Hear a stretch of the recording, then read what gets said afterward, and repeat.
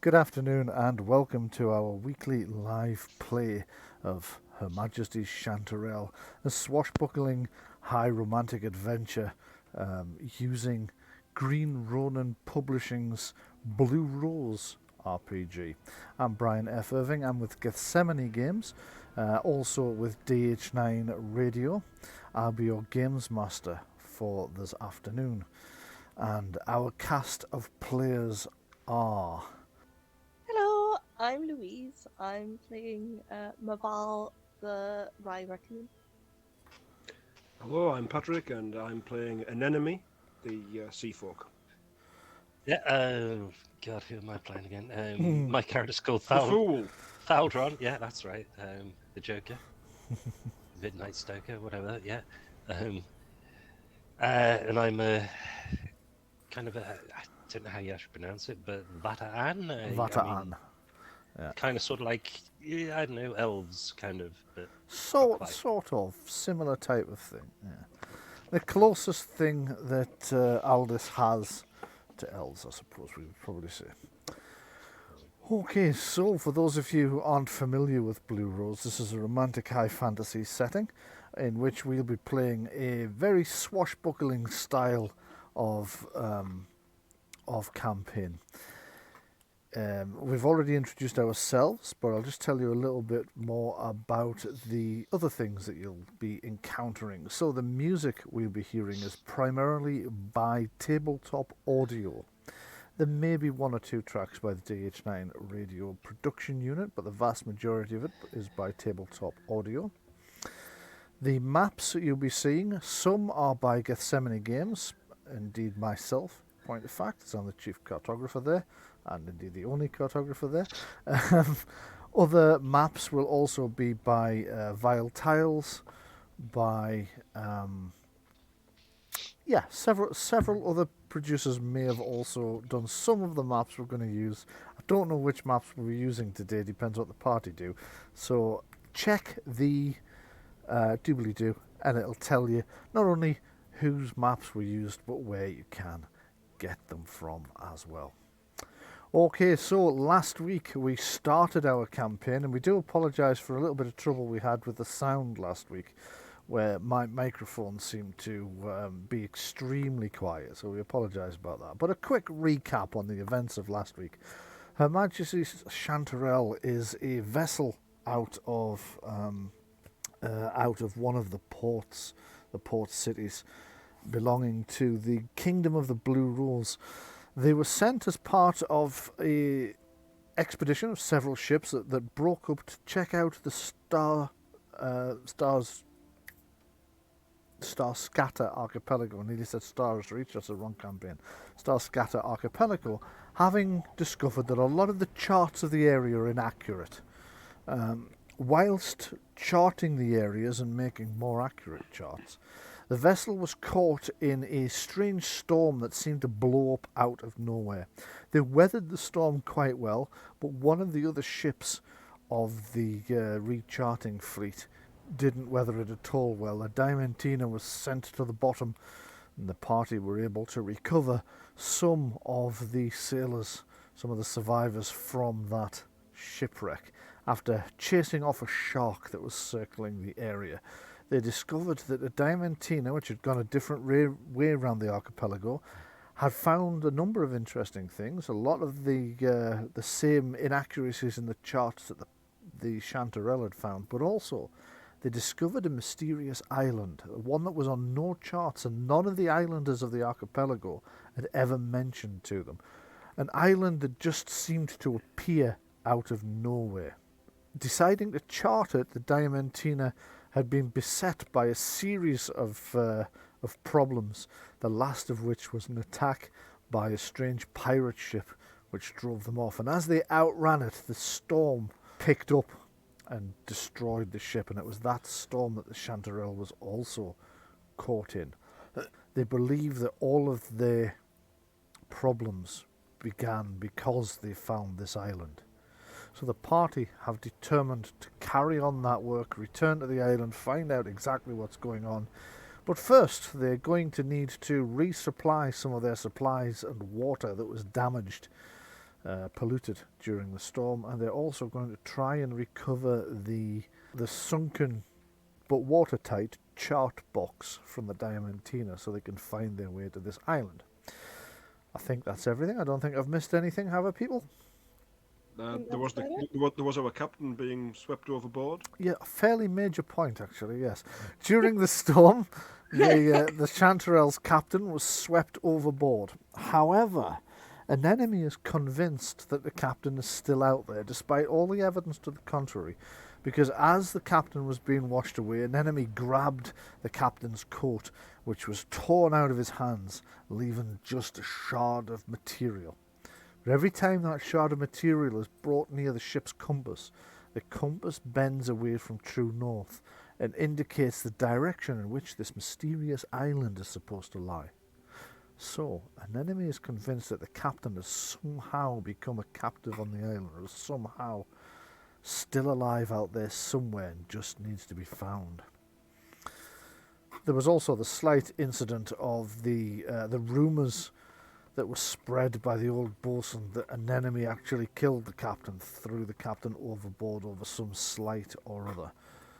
It didn't take particularly in the crew. A handful of people believed it, but they've all been put adrift along with the bosun by the first mate and sent to one of the islands they have charted, a problem perhaps that will recur another day. So, over to today. So folks, the storm's over. You've done the medical attention you needed to do on the survivors of the Diamantina. You've got a rough plan for what you want to do, and you're heading, as I recall, for the second closest small island to forage for supplies. You don't want to go to the closest island because you know that's where the bosun and his mutineers were sent, and you don't want to encounter them so early on. So you're heading instead for the another small island to forage. Does anybody want to do anything before I carry on with that scene? Can't think of anything. Okay.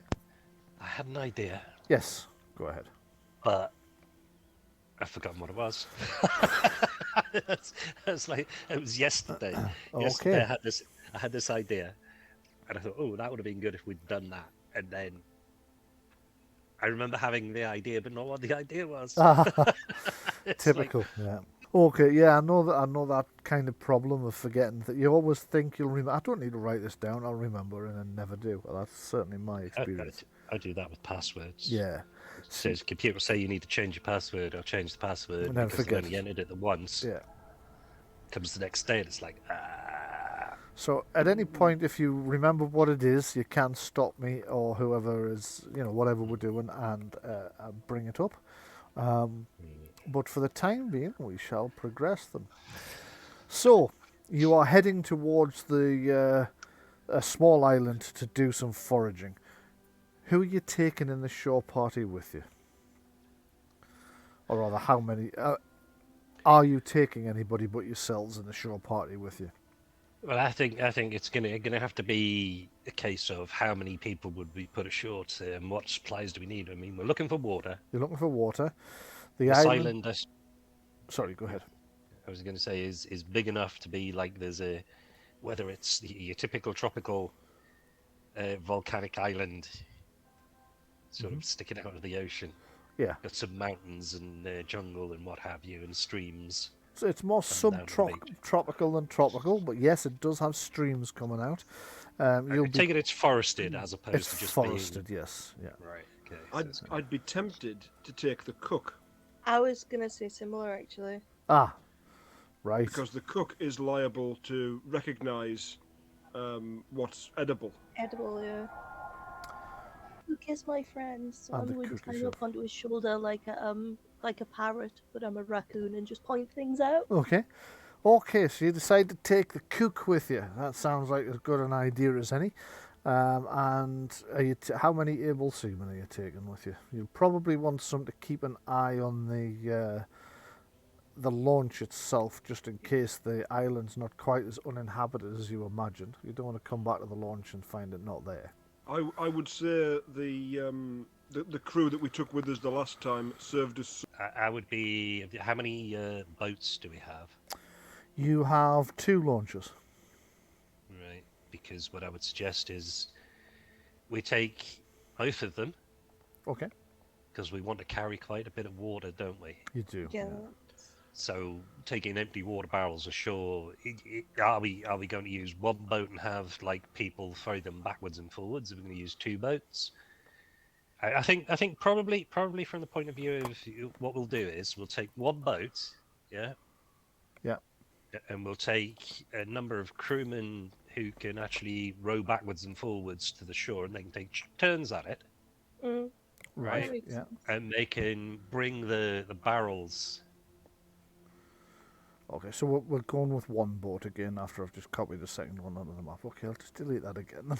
Problem. Yeah, because I think we should keep the spare for an emergency. Mm. You know, not risk both of them. Yeah, so I see you're thinking. Yeah.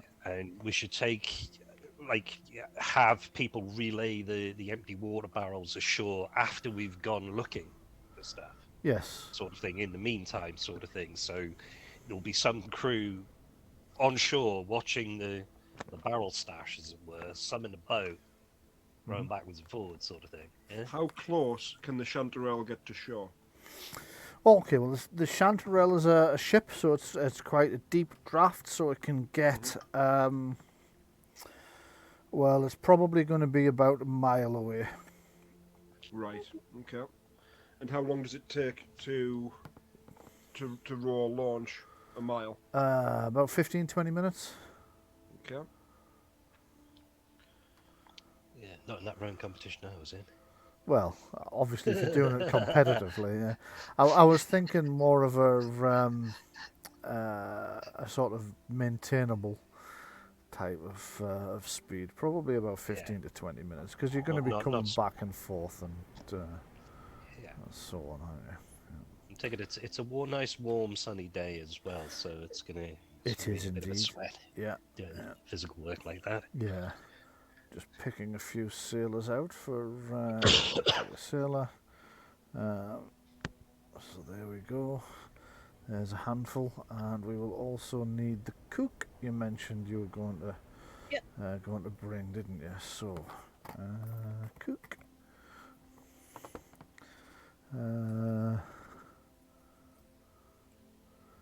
Okay. I don't quite like that one.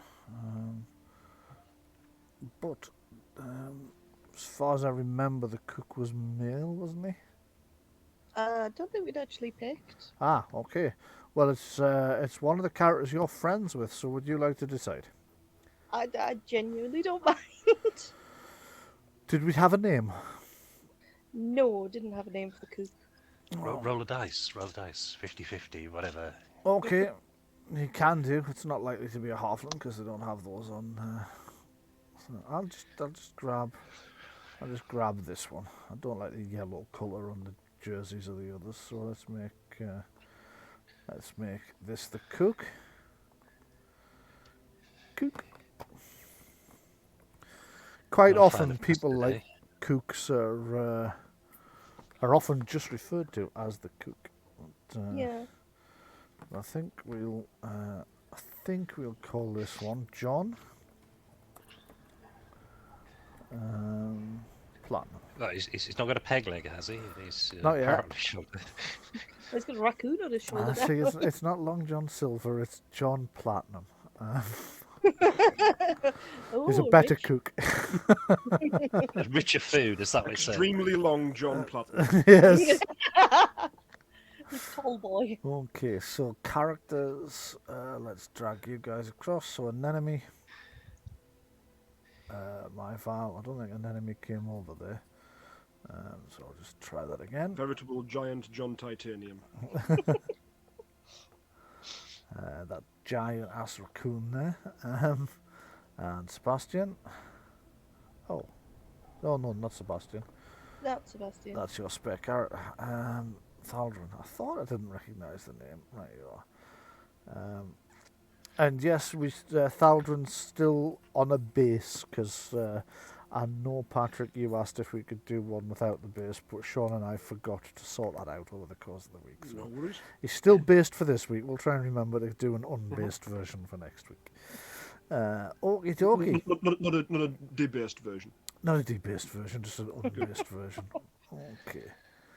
So you should now be able to see the shore that you've landed on. I see a lot of trees. Ah, there we are.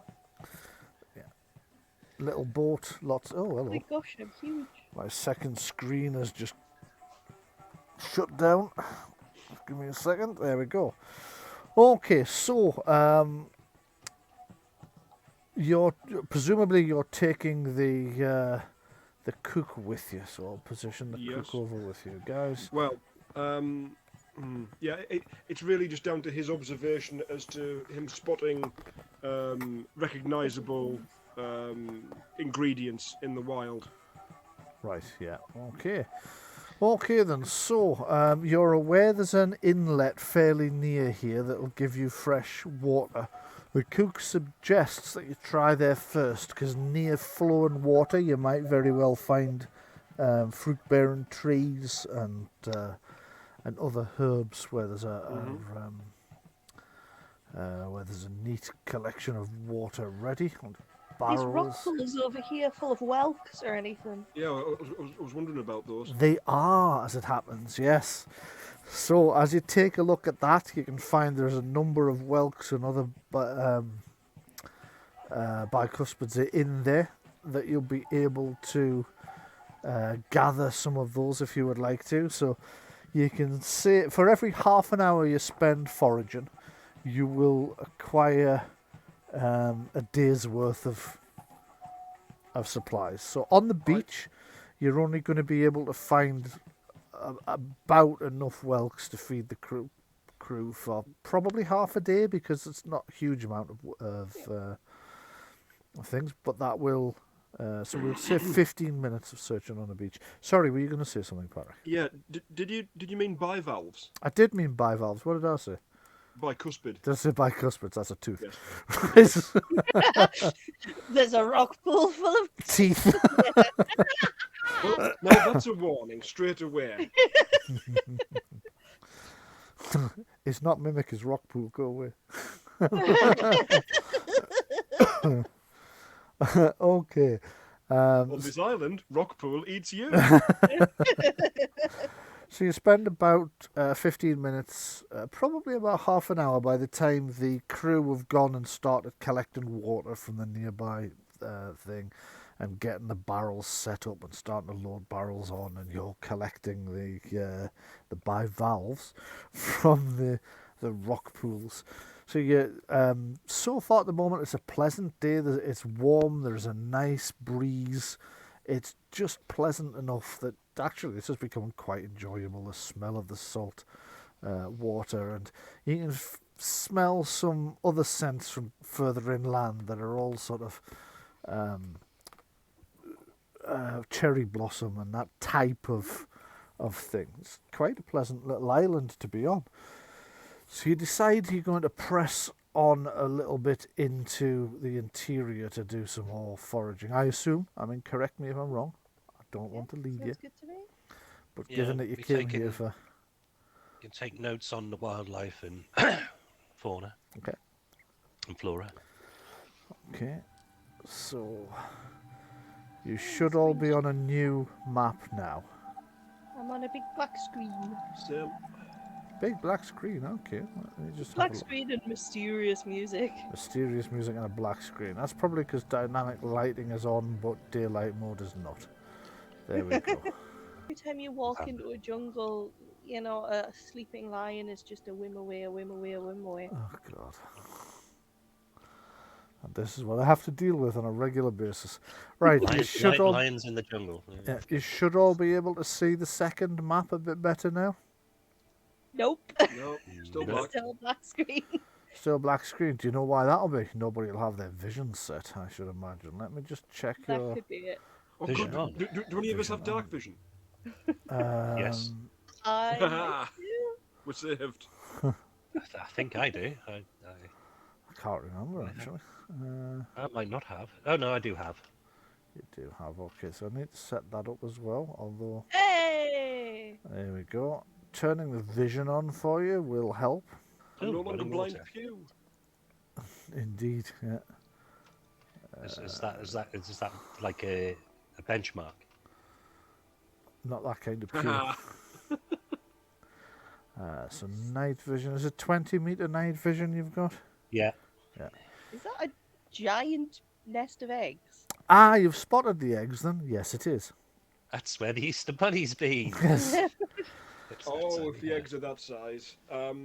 Okay. You will notice. You notice about the eggs that they are quite large. They are that size. They're also brightly coloured. In other words, I quite literally included Easter eggs on this map. Rocks fall, everybody dies. There's a legend among our people of the rock, Yes, giant bird. there is.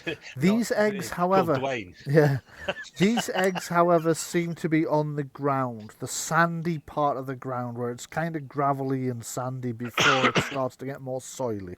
It Right, looks hang as on. if something's been scraped out and a nest of eggs put there. I'd be thinking out of character. Is it more likely a lizard? Yes. But do I have any kind of abilities that way for identification? Yeah, you can character? give me an intelligence natural law test, please.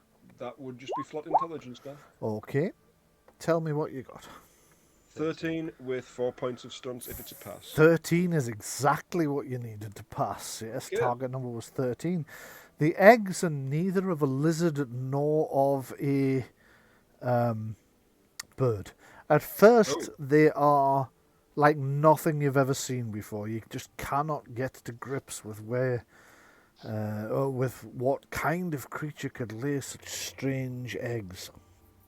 But eventually something begins to ring bells. And what's been putting you off is the sheer size of the eggs. So you have seen eggs like this before. They're crab's eggs. Oh, yikes. But they certainly shouldn't be this size. Because these are about Whoa. the size of your head. We are dealing with giant crabs. Marvellous. Can we get some cream for that? Is this going to be like Land of the Lost, where it falls into the boiler? Well, we couldn't do a swashbuckling fantasy adventure without giant crabs, could we? I mean, That's maybe like- if we're I not think- really friendly and trade us some stuff. There might. There might be rye crabs for all you know. Ah, that's a point. So taking their eggs for breakfast isn't going to be a good idea. Well, to be fair, you've never heard of rye crabs, so that's very, very unlikely. Of course, you've never heard of giant crabs either, so... Before Myval came aboard, had we heard of rye raccoons? Yes, they're not that uncommon. Yeah. Okay. The Something cook's that already big eyeing up these... Not seen it. Oh, God. Sorry? Something that big? Wait, what? Something that big and pincy does not seem like a good idea to piss off regardless of intelligence. You'd think, but the cook's already picked up 2 of these eggs and stuffed them in his sack. Oh, okay, great. Before we'd even decided what to do. Chef Unilateral over there. I mean, you quite can an almost... Excellent suggestion. Let's make the suggestion, Tim, that that's a bad idea. Okay. Meanwhile, we're having an existential crisis. Oh, dear. Okay, the chef does look disappointed when you suggest it's a bad idea because he really wants these giant eggs.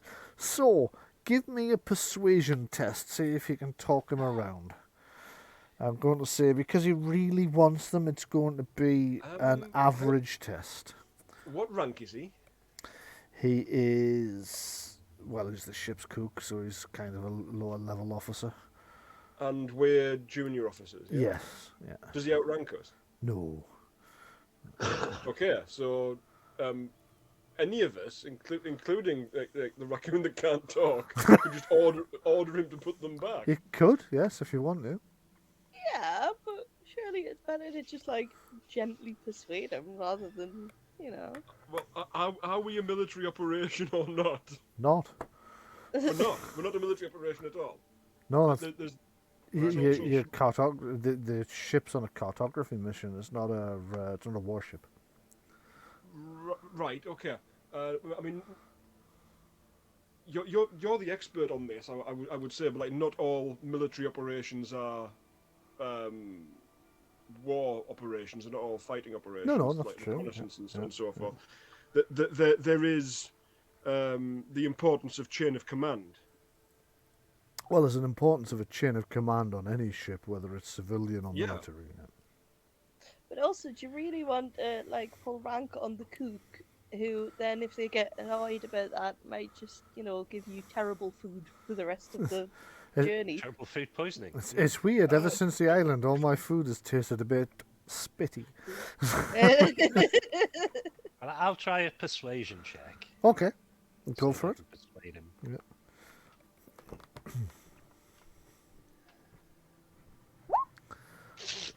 11, which is, I did say it was going to be average because he really wants these eggs, which would make it a target number of 11. So he's very disappointed, but he understands what you're saying about, eggs from anything that large. That could be very, very dangerous. So with a kind of forlorn look, he takes the eggs back out of his pouch and puts them carefully back in the thing. But you can see him keep glancing over his shoulder at these giant eggs. This is going to be like whatever that second, third, fourth, fifth Jurassic Park movie is, where he steals the eggs without anybody knowing, isn't it, while we're walking away. Then we're going to get chased. Yeah. What I'll say is, when we find the giant crabs, if we can survive those and kill them, we're going to get some absolutely marvellous crab meat.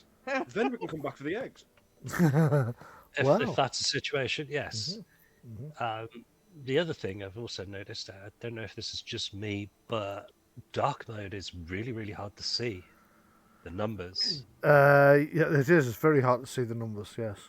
Yeah, I mean, much more so it's got worse than it was. Yeah. Could I? So, I mean, I'm on dark mode, but that shouldn't have set you guys to dark mode, so you should be able to set it to whichever mode you prefer. I'm still on the traditional one. I have no problem at all. Yeah.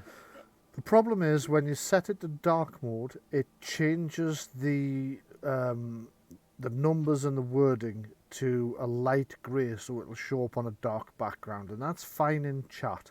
But when you roll the dice, it puts a white background behind it, so you have a very light grey writing on a white background. It's a bit awkward.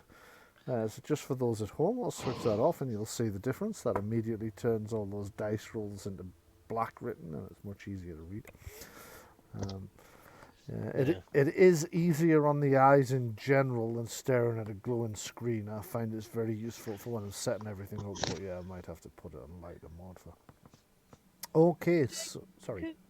Could I give the cook a bit of a prod and point over to all of these lovely looking fruit trees Fruit that trees. hopefully aren't poisonous? So the cook goes and takes a look and nods and says, these be fine, and starts plucking fruit from the tree. Oddly enough, you notice that these trees seem to be some kind of strange hybrid, because they're growing two separate types of fruit. This doesn't seem to surprise the cook all that much, though, and he's pulling the fruits off and putting them carefully in his sack. Grab as many of the fruits as you can. These be good for the crew. I do a cute little shimmy to get up to the top of the tree. Give me a climb test. You don't need to, do you? Because you're a raccoon. Yeah, I'm a raccoon. So unless it's a tricky climb, I'm not going to ask you to make climb rolls. Certainly not on trees. So yeah, you can get up the tree easily and start. You sort of scamper up the tree and start pulling fruits off and tossing them down to the cook who's catching them and putting them in his sack. Patrick, you were going to... Do the two different kinds of fruit look as though they're from grafted branches? And would my character even know of such things? Good point. Give me another natural law test and we'll see. So that's intelligence, natural law. So yes, you have heard about grafted branches. This to you looks like something similar, but It doesn't actually look as if the grafting was artificial. It doesn't look like it was intentional. It looks like it's more a kind of the seeds have somehow become intertwined and mixed and grown together to create these new breed of trees, and they have themselves created the other smaller ones. So the oldest one, pretty much like the hybrid tree I have in my garden, that kind of happened naturally and is quite weird. But yes, it's that kind of thing. And all of the trees look like that, as though it's happened just naturally. This doesn't look like somebody's special orchard. It doesn't look like somebody's special orchard because the trees are kind of randomly scattered about. It looks Yes. like the biggest ones, they've happened naturally, and then they have then produced a hybrid seed which has created this new species of tree. Do we have exploration stunts in this game? Yes, you do. Okay, because I got stunts on my last roll and Didn't use it for anything. didn't ask then, and I've just got 6 now. Okay. So are they the same as Phage, i.e. can I still use my Yes. same sort of printout? Yes, you can just use your Fantasy Age printout. It's the Great, okay. same ones for these stunts. Yeah. Most of the stunts, I think, are the same, except I think there's a couple of different magic ones. Right.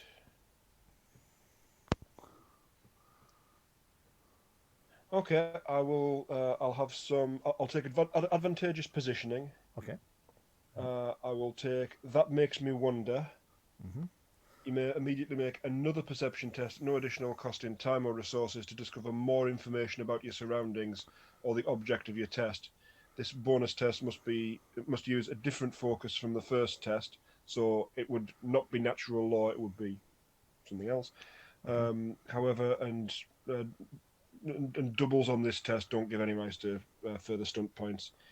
2 tests transpire simultaneously. So we've seen outsized crab's eggs. You have, yes. We've seen hybrid plants. That makes me wonder what is so different about this island from every other environment that we've ever seen. It makes me wonder about the water. Okay, right, yes. So you start to wonder if the water might have some kind of strange properties to it as well. So taking a close investigation of the water, you see that it's crystal clear, it's crystal blue. It's there is a very faint scent to it. People often say that water has no smell. It's not strictly true. It does. It's just very hard for humans to detect. But this has a slightly more minerally smell to it.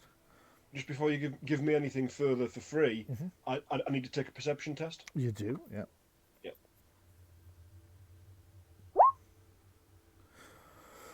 Okay, so the minerals in question are extremely rare but natural. So you think the water itself doesn't have any supernatural qualities. Always check that.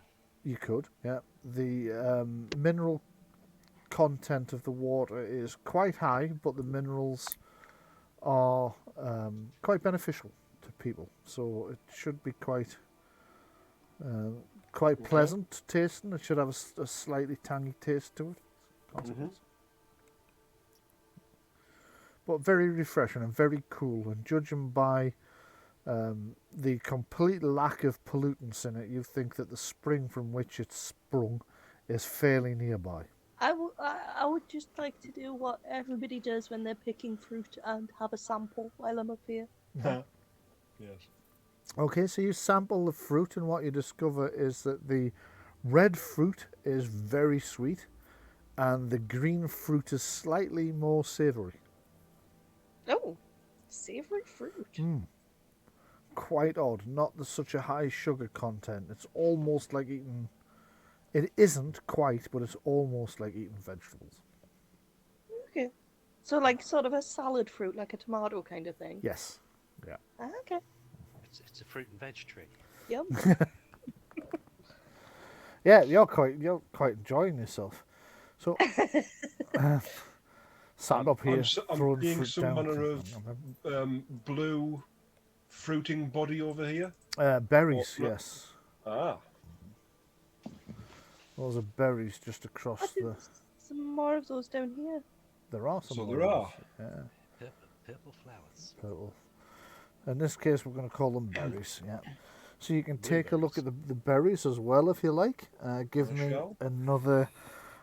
This is a fairly routine one, so I'm going to Okay. give it a target number of 7 natural law intelligence. Oh, whoops, sorry. I forget. I can't move my token. Can't move your token. Just a second.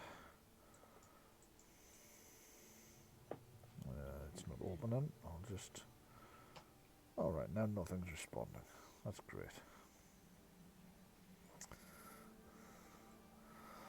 Okay, so my roll 20 isn't currently responding. Oh. Started now. Right, there we go.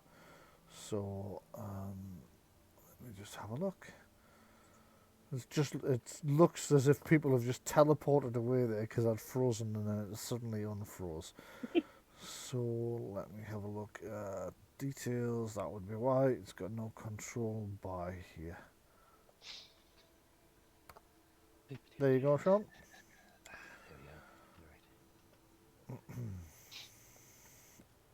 Right. Okay, so yes, those you've passed the test on the fruit, on the berries. So you're pretty sure that the berries are not poisonous. Putting them in your mouth. Okay. You didn't die. So You've now far, got- other than the slight warning about the possibility of giant crabs, this has been quite a pleasant little island to be on, almost of utopia, you would say. Uh-huh. If that's not a warning, don't know what it is. I'm guessing that something the size of a giant crab, Mhm. if we were to take my experience as a sea folk with sea creatures and what have you, Yeah. the scale of these eggs, Yeah. I could extrapolate reasonably how big the crab would be. Yes, from the scale of those eggs, you would say that the crab is larger than a horse. Oh, dear. Right. Okay. And such a creature would make rather a lot of noise upon its approach. Well, crabs aren't renowned for being particularly noisy, but you would imagine one that size, you would probably hear it coming, yes? Yeah. Okay. Sort of looming through the trees. Yep. Click-clacking as it went. Yes. The other thing about it is, are there any tracks on the ground? Any indication? Okay, give me a perception tracking, please. Even if you 13. fail, you'll notice something. 13, okay. So there are definitely tracks on the ground. The tracks leave you in no doubt that this is definitely a giant crab. From the shape of the and size and imprint of the tracks, you would say that an enemy's estimation of a bit bigger than a horse might be an underestimation. Yikes. You're thinking a lot bigger than a horse. Swap the R for a U. Size of a house. Not quite that big, but it's certainly larger. You're thinking more a large bull than a horse. See, my dyslexic ass brain, when you said swap the R for you, was like a hearse? Hearse is smaller than a horse. Well, flatter anyway. Not a horse hearse. If it's a hearse for a horse, it would have to be bigger than a horse, wouldn't it? Of course, it's a horse. Yes. So yeah. Also, you think that it's scuttled off back towards the beach. Behaviour-wise, crabs, they come inland to lay their eggs. That's right. They don't tend to maintain territory around where they've laid them. They tend to lay their eggs and then leave. That's right. Yeah, they They do. effectively just abandon them and they go back to their life in the sea, mostly. Yes. Right, so it's kind of unlikely that we'd see a crab coming back this way to guard its eggs or anything. Very Maybe good. another one coming to lay its eggs. Yes, that is a possibility. At which point, Omelets back on the menu, boys. What I will fancy say an is, omelette now. I say as we'll push on into the island to gather as much in the way of supplies as we can. On the way back, we can maybe nab these things. Okay. So, how long do you want to spend foraging for supplies, given that it takes you half an hour to scavenge enough supplies to keep the crew going for one day? I didn't spend all of my stunt points. No, you didn't, that's right. So I had an advantageous positioning, and that makes me wonder. I'll go with a speedy search as well. So Right. can we gather supplies in less time? Yes. I'm going to say because of that, you're gathering supplies, because there's an abundance of fruits and berries and all sorts. I'm going to say you'll even catch a few fish in the stream. I'm going to say you will gather 2 days worth of supplies in every half an hour you spend instead of one. Marvellous. Myval, how are you feeling? Full of fruit. Yeah. Are you feeling any ill effects? It's probably lying there groaning for he hadn't eaten too much. I'm just going to pat my tummy and lick my lips.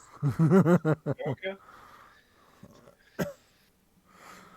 Okay, so based on that, how long do you want to spend? How long is it from here to? I think we're heading to that mysterious island in the south. Yeah. You are, but you were going to go and try and recover the sunken chest with the charts in it first. Okay. And how long to that location? You should be there and back in a day.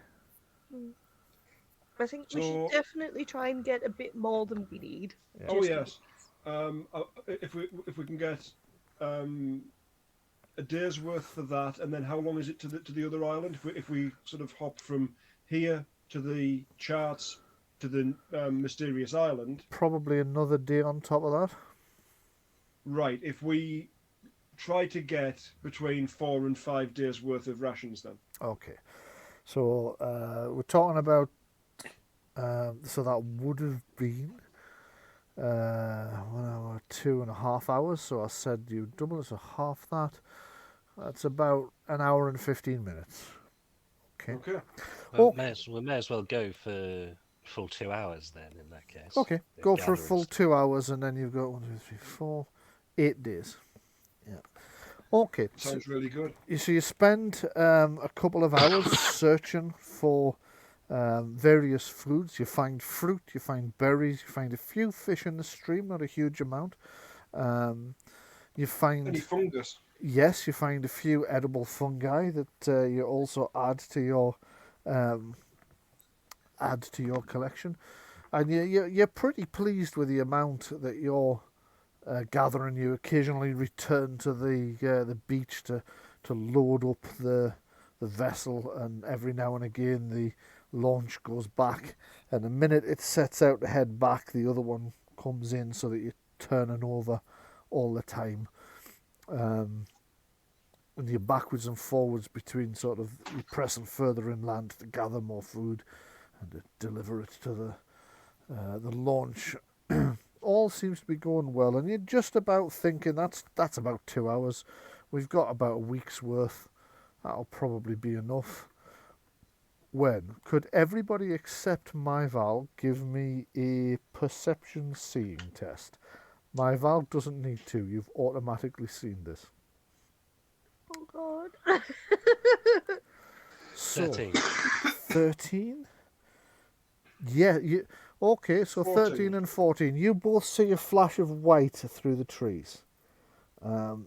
Something moving in the trees, or it was a moment ago, and now it's stationary. You can't see it clearly, but it's a flash of something white. It's the first sort of white thing other than the chef's bib you've seen since you got here. Myval, you know what this is, and you can see it more. Is it a giant leggy? Sorry? Is it a giant leggy? No, it's looking directly at you, and it's the white heart that you've been dreaming about. Oh. I was gonna say these dreams come on when you're alone. Yes. Every second of the night. So that's weird. That was stuck in my head earlier, and I couldn't work out why. Well, now you know. Yeah.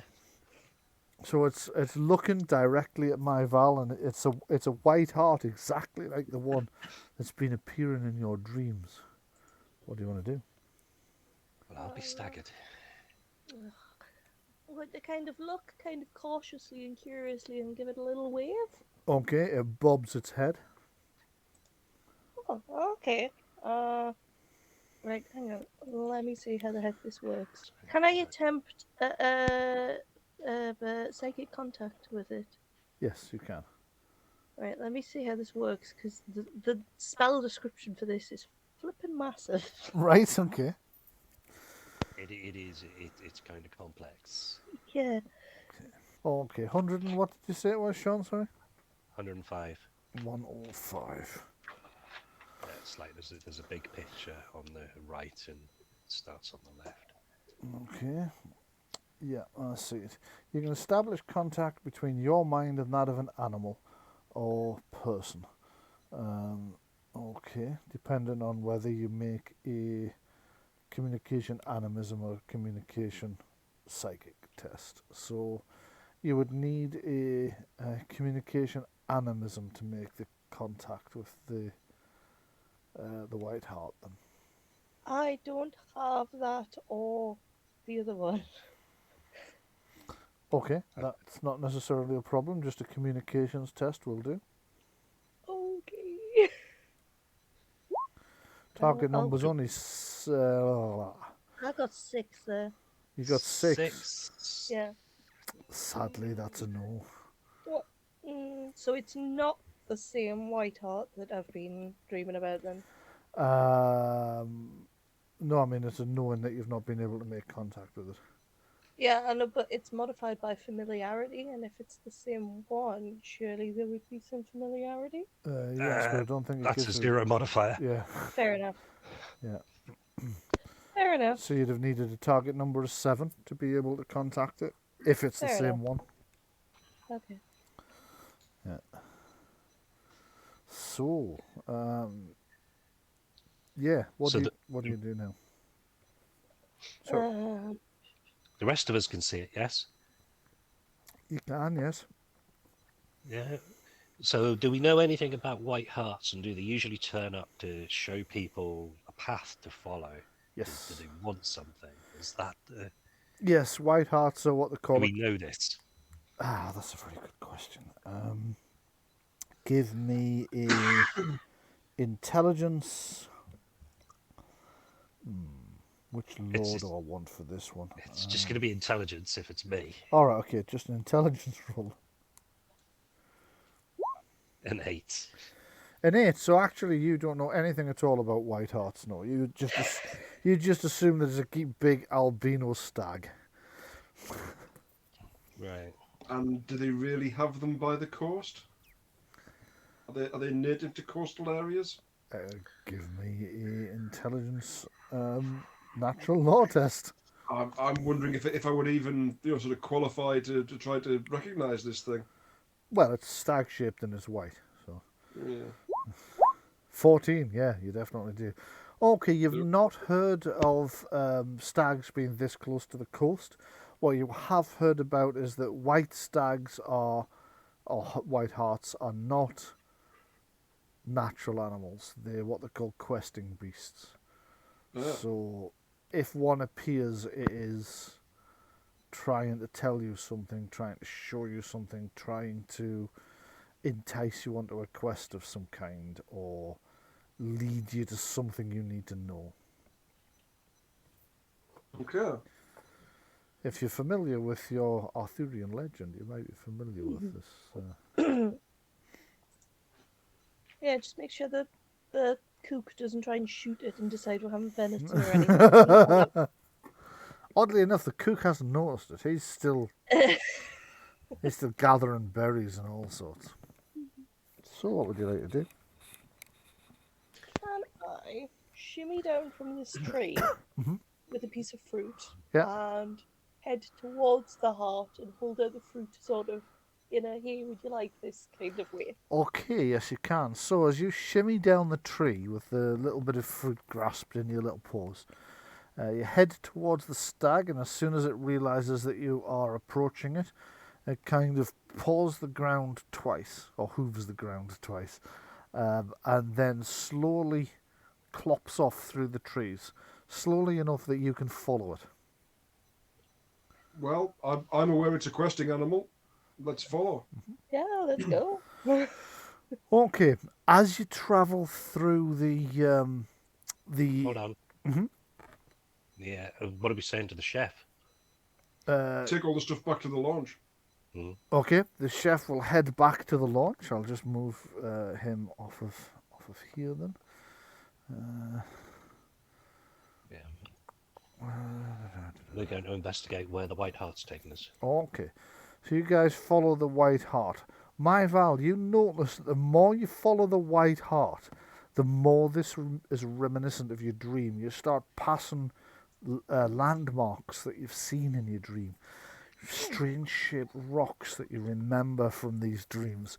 Trees with odd formations that you saw in the dream. Every now and again, the White Hart stops and looks over its shoulder to make sure that you're still following it.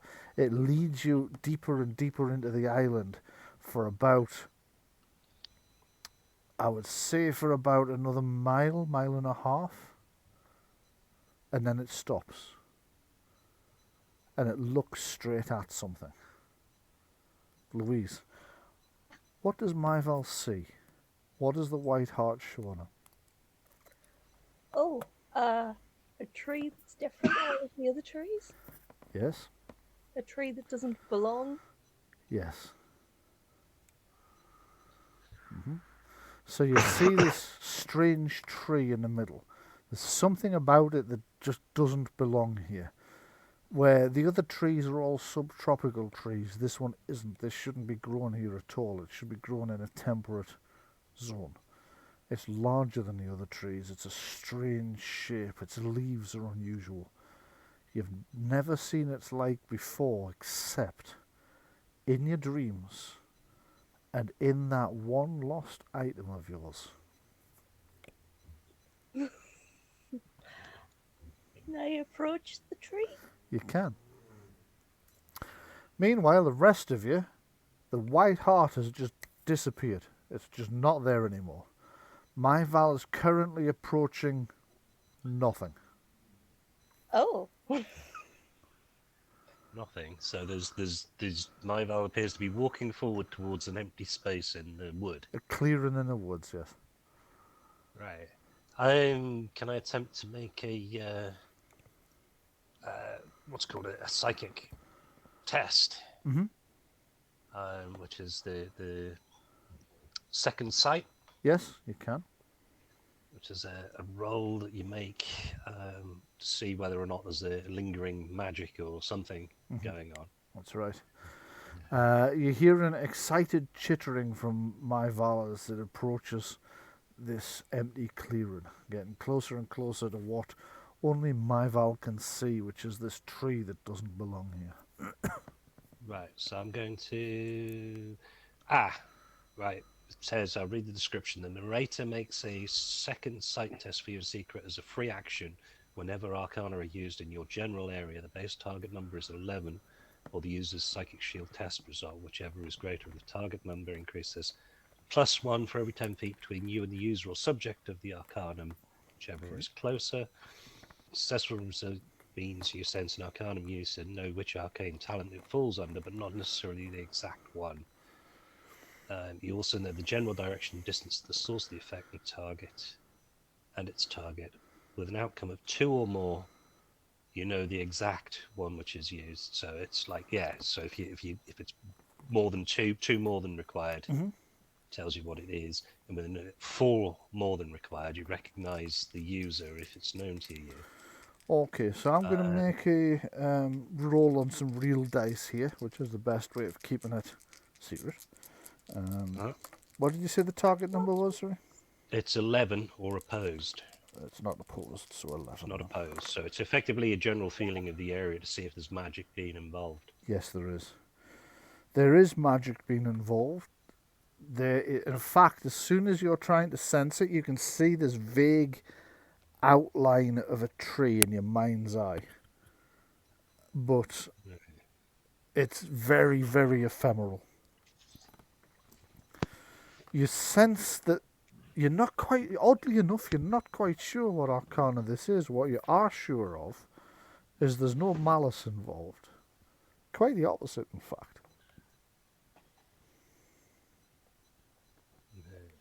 But I'll say to an enemy, there's some magic going on here. It's almost dreamlike, the sensation that you get from it. So, Right, so I've been told there's magic going on, and I can see them both looking at a clearing. yes, that's right. I can't see anything else. You can't say anything else. They're just staring You at each saw other. the white God, hart. you're the sober person at the party. You haven't done the shrooms. He's back in your room. Life imitates art. Right. So they're looking at this clearing. Has the white hart disappeared, did you say? White Hart's disappeared. It just sort of... You got the sense it blinked out of existence, but that can't be right. It must have just passed behind some trees out of sight, surely. Mustn't it? Okay, so I know that that's a questing animal. It has led us to this particular point. I'm going to start looking around. I'm going to use my abilities, such as they are. I'm not magically inclined like my friends here, but I'm going to look in a mundane way to see if there's any kind of indication as to what, as to where the captain might be, because that's my quest. That's And your quest, yeah? And you think that might be... Yeah. Yeah, okay. Give me a perception tracking roll then, please. And I will get out the piece of the captain's coat. Okay, yes.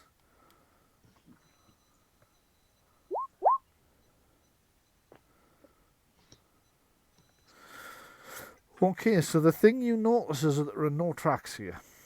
This area doesn't seem to attract animals. There's also no tracks of a large stag anywhere in the area. Am I within touching distance of the tree yet? Yes, you are. Can I touch it? You can. As you touch it, the tree bends and sways in a breeze you don't feel, that isn't there.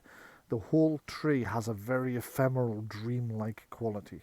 And hanging from the branches of the tree, you see an amulet.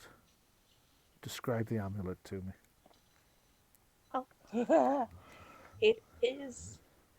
it's kind of like an acorn embedded in a piece of amber, like a sort of teardrop-shaped amber, and it has, like, you know how like amber sometimes gets little bubbles in it when Yes. it's sort of dripping down, while it's still liquid before it becomes an amber, but like when it hardens, it has like little bubbles in it. Yes.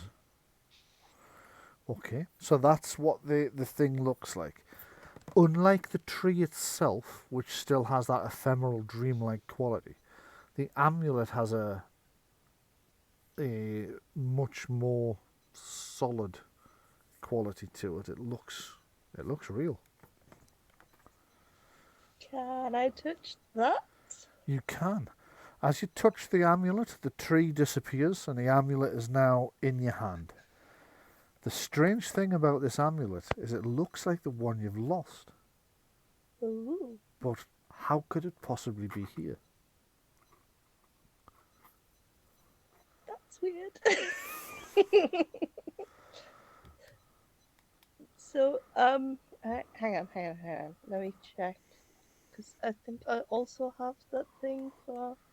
Yeah, I also have second sight. Right? And I would like to use it and see if I can work out anything more about this amulet, if it is the same one. Okay. Go ahead and try. I think there's a dice roll relating to that you need to make. Let me check. That's the same ability that I just used. Yeah, it is. So it's the GM's check It's my Yeah. check. that's needed. Drat. Okay, target number 11 then, because it's not... Oh. Okay. So you're not actually managing to pick up a psychic image from it. Okay. Even you can sense that there is some kind of magic in this amulet, but you can't figure out how it got here, why it is here, or what it does. So, what would everybody like to do now? I approach Myval with the piece of the captain's coat and hold it out towards the amulet. Right, okay.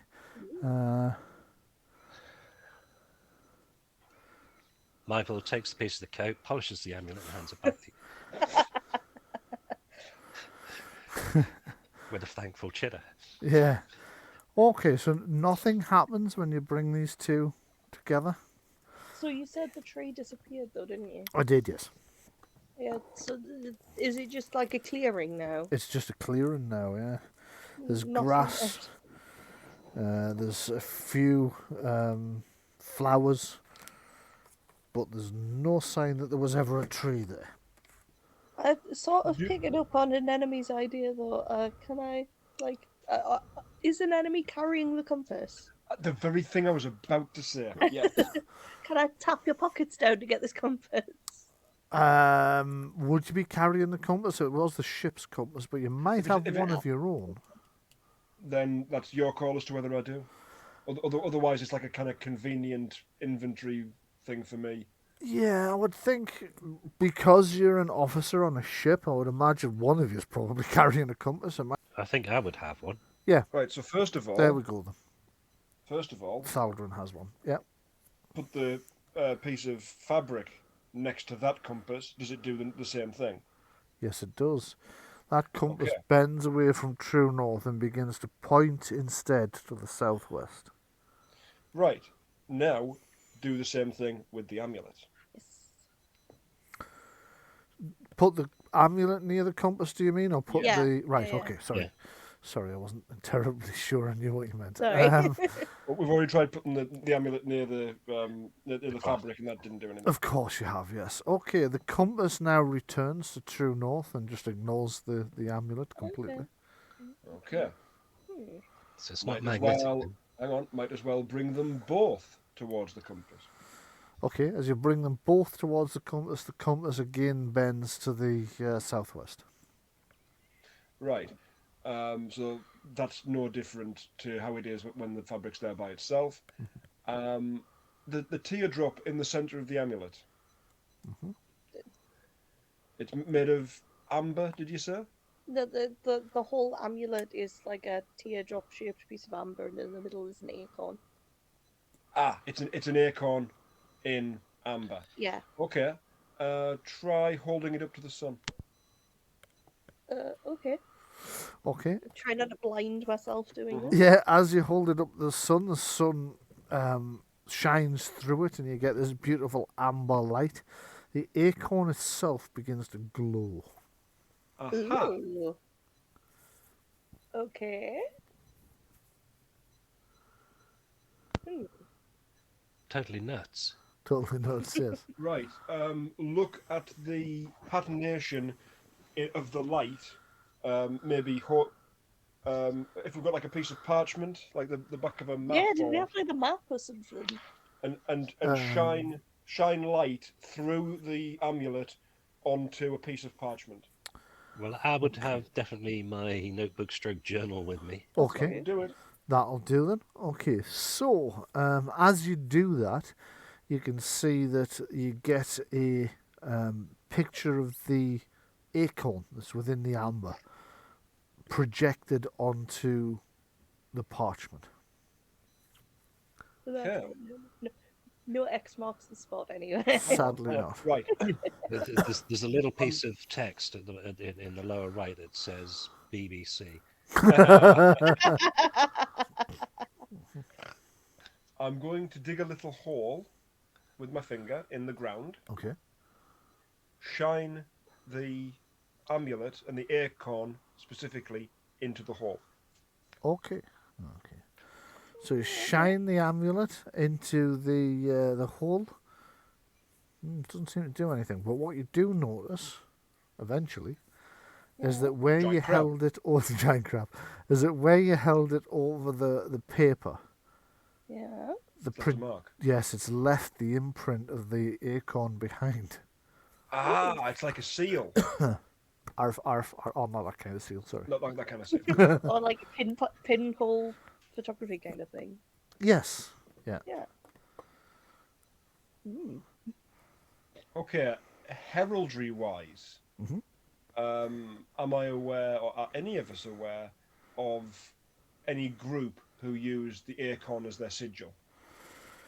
Okay, give me an intelligence heraldry test. This is quite challenging. 12. Okay, so anemone. There's something in the back of your mind that there is a group that uses it, but you can't for the life of you remember who or where you've encountered them. Okay. That's one for later study. It is. Okay, could everybody give me a perception hearing test, please? This will be the screaming. Oh, 17 even. And another 17. So, Myval and Thaldron have both very, very easily heard alarm coming from the beach. Oh dear, giant crab. Yeah. Oh crab. Oh. Maybe an entire migration of giant crabs.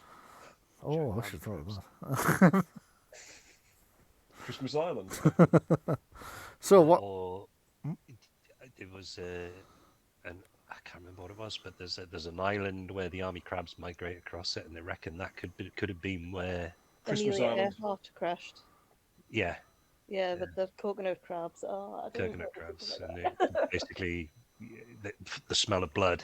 Yeah. But, yeah. Well, that's unsettling. Yeah. Thank you for the nightmares. Okay, so what would you like to do? We should probably go with help. Head back to the beach. I think we should continue pissing about with the amulet. I mean, is it on a chain? Is it on a Yes, strap? it's on a chain. What's it on? Yeah, A chain. on a Well, chain. stick it around your neck and let's go. Amulet is around my neck. yeah. So you hang the amulet round your neck, and you all start heading Does backwards. it feel? What's it like temperature-wise? It's ambient temperature, I would say. Okay. Okay. Neither hot nor cold. Yeah. You get the impression that it's not actually your old amulet, but it's identical, That's weird. Depends. isn't it? That's Though? really weird. Yeah. Okay, so as you race back towards the what's the name? The beach. We'll Beach. just drag you over to the beach. Once more onto the beach, Ta-da! dear friends. Yes. Once more onto Oh! the beach. Yeah, that is rather big, Isn't it a big crab? Yes, it is. So let me find the. Wait, is it defending the rock pool? Did it not like us? Did the That's just That's just coincidental. I think that's actually where it was at the time, but it was on the Games Master's lair. So as you return towards the beach, you were treated by shouts of alarm. You were greeted by shouts of alarm, and an intermittent clicking sound, as if someone is bashing two rocks together. Emerging from the tree line, you see the cause of the disturbance. A gargantuan crab, larger than a horse, is attacking the sailors by the ship's launch that brought you here. And with that, I think we will press the correct button, just for giggles.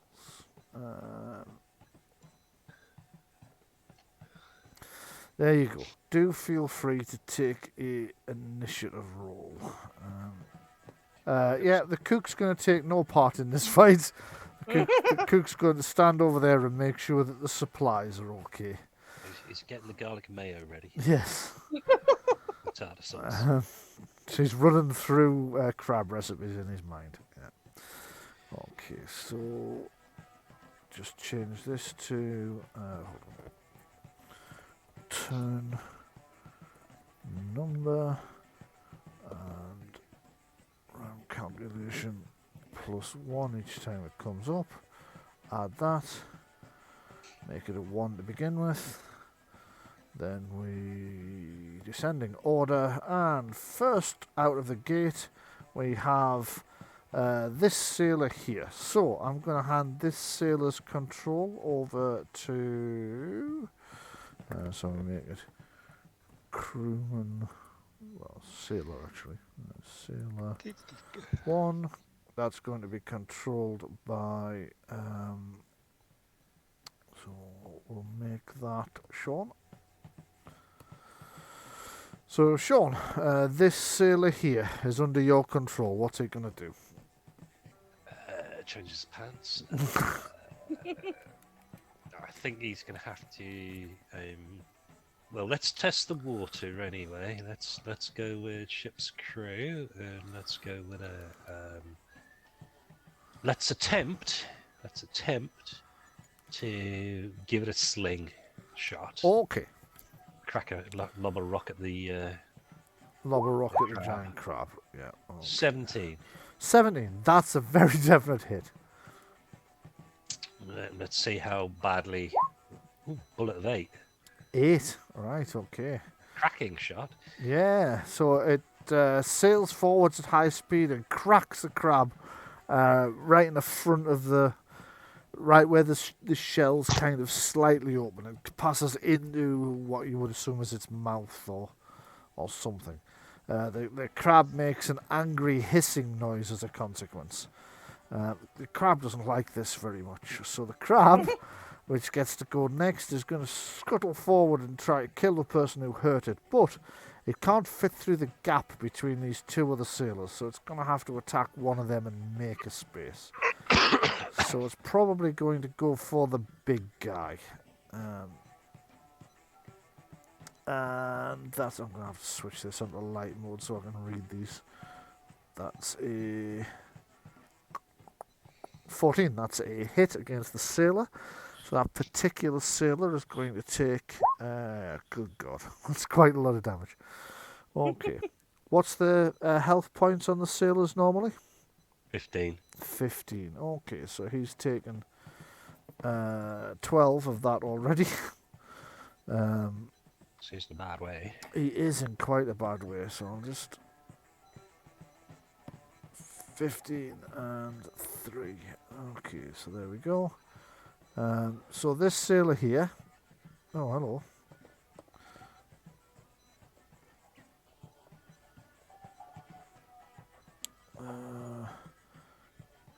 That should have started the API, so if I move him now. Oh no, the health thing. I tell you what, I don't think I've got that API installed. Mistake. Health circle. Yeah. So I'll sort that out in a moment. So this sailor here who's got his belaying pin, he's trying to fend off the crab. The crab scuttles forwards, trying to get at the guy who just hit him with a sling. It picks that sailor up in its claws and pinches. He screams in pain as the crab drops him. He's in a very, very bad way indeed. Myval, you to go. What would you like to do?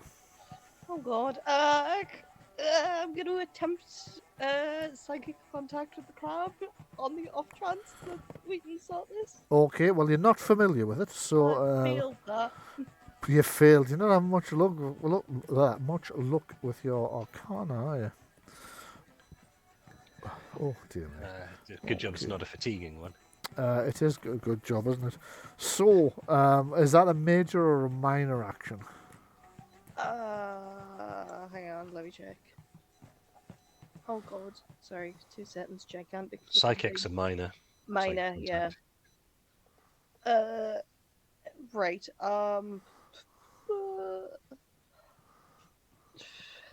I'm going to attempt without. No, because that would be another. I am going to run across the beach, making my arms go to try and convince people to the boats. Right, Let me you see are. far and move. Yeah. So this. Because we have enough. We don't need to. We don't need any more water or food, do we? No, you don't. You don't. There's still some of the supplies on the shore there, but you've still got.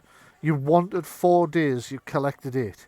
So you've got more than you wanted. So you would be leaving a couple of days worth of supplies behind tops. It would still be more than enough. I mean, if you're right next to it, you might as well grab it though.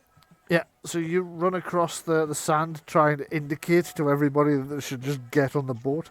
Could you make a communication... Oddly enough, I'm going to say communication animal handling test to try and get your point across to the humans That was don't better. speak. Yes, it was.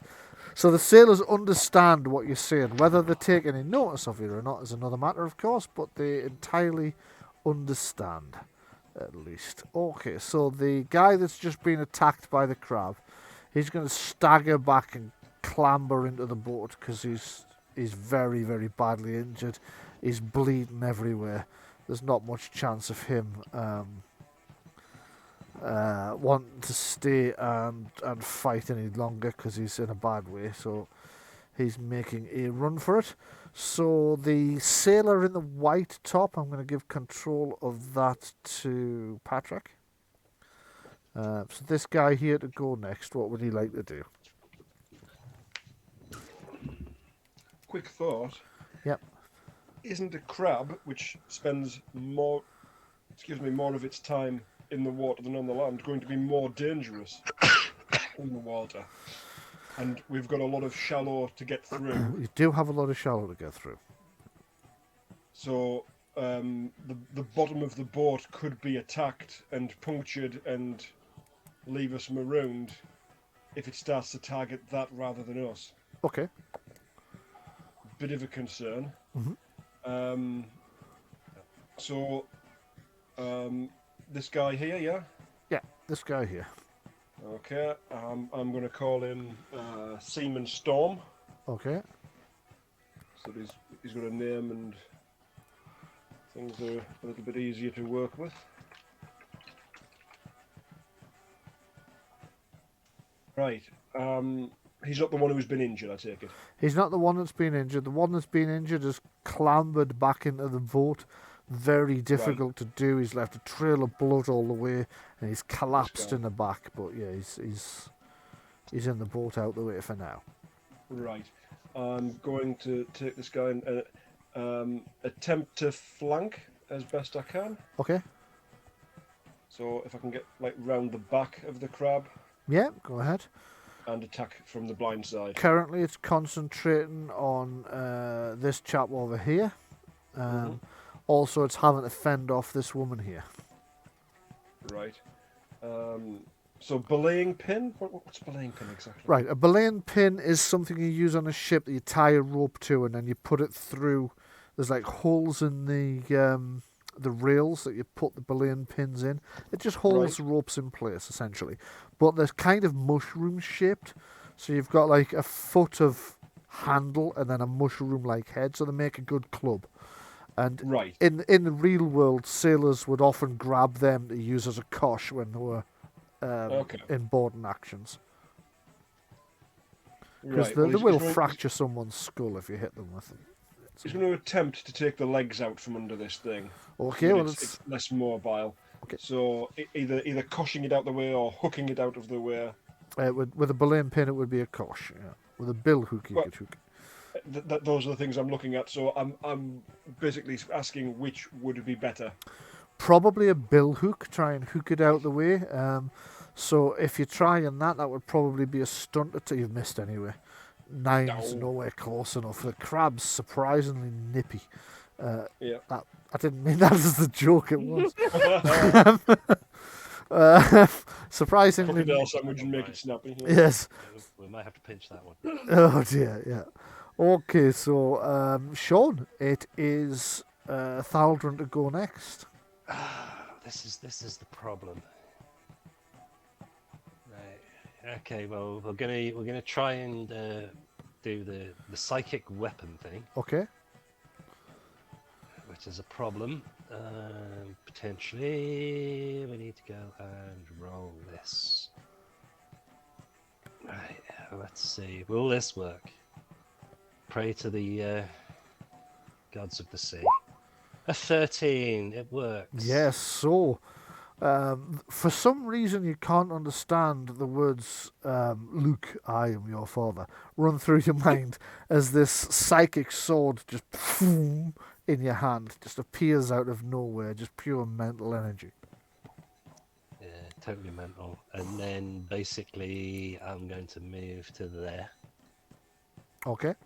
And I'm too far away to attack. Yeah. I just want to be within movement distance effectively, so I'll just move to there as my major action effectively. Right, you are. Okay, so I don't think I can do anything else now. I've taken a minor action to pull the weapon. Major action to move. okay, so I am going to give control of the next sailor up, the woman that's fighting the crab. I'm going to give that to Louise because you're the only one that's not controlling the sailor yet. So there you go. You've got control. Sailor Moon. Sailor Moon, yes. Righty-ho. Is this just the handout that says crew? That's or- correct, yes. Yeah. Cool. Hang on. The character sheet is just taking over the entire screen and I can't see what's going on. Right. Can I Probably. take a swing with the bill hook at like sort of its arm joint next to the claw? You can, yes. Go ahead. 12, that's a hit. Okay, so so you've swung down at the arm joint, so that is a standard damage roll. 10. 10. Oh, right, okay. That's so you've hacked through part of the arm. You were hoping to get right in the joint between the plates, but as it flexed its claw, you've kind of hit the plate, but it's hasn't shielded the crab entirely, so it's glanced and it's slid down into where you were aiming anyway, and as you pull the hook back, you wrench some flesh out of the crab, which hisses even more angrily than before and takes some damage. There you go, massive splurt of crab blood there. And an enemy to go next.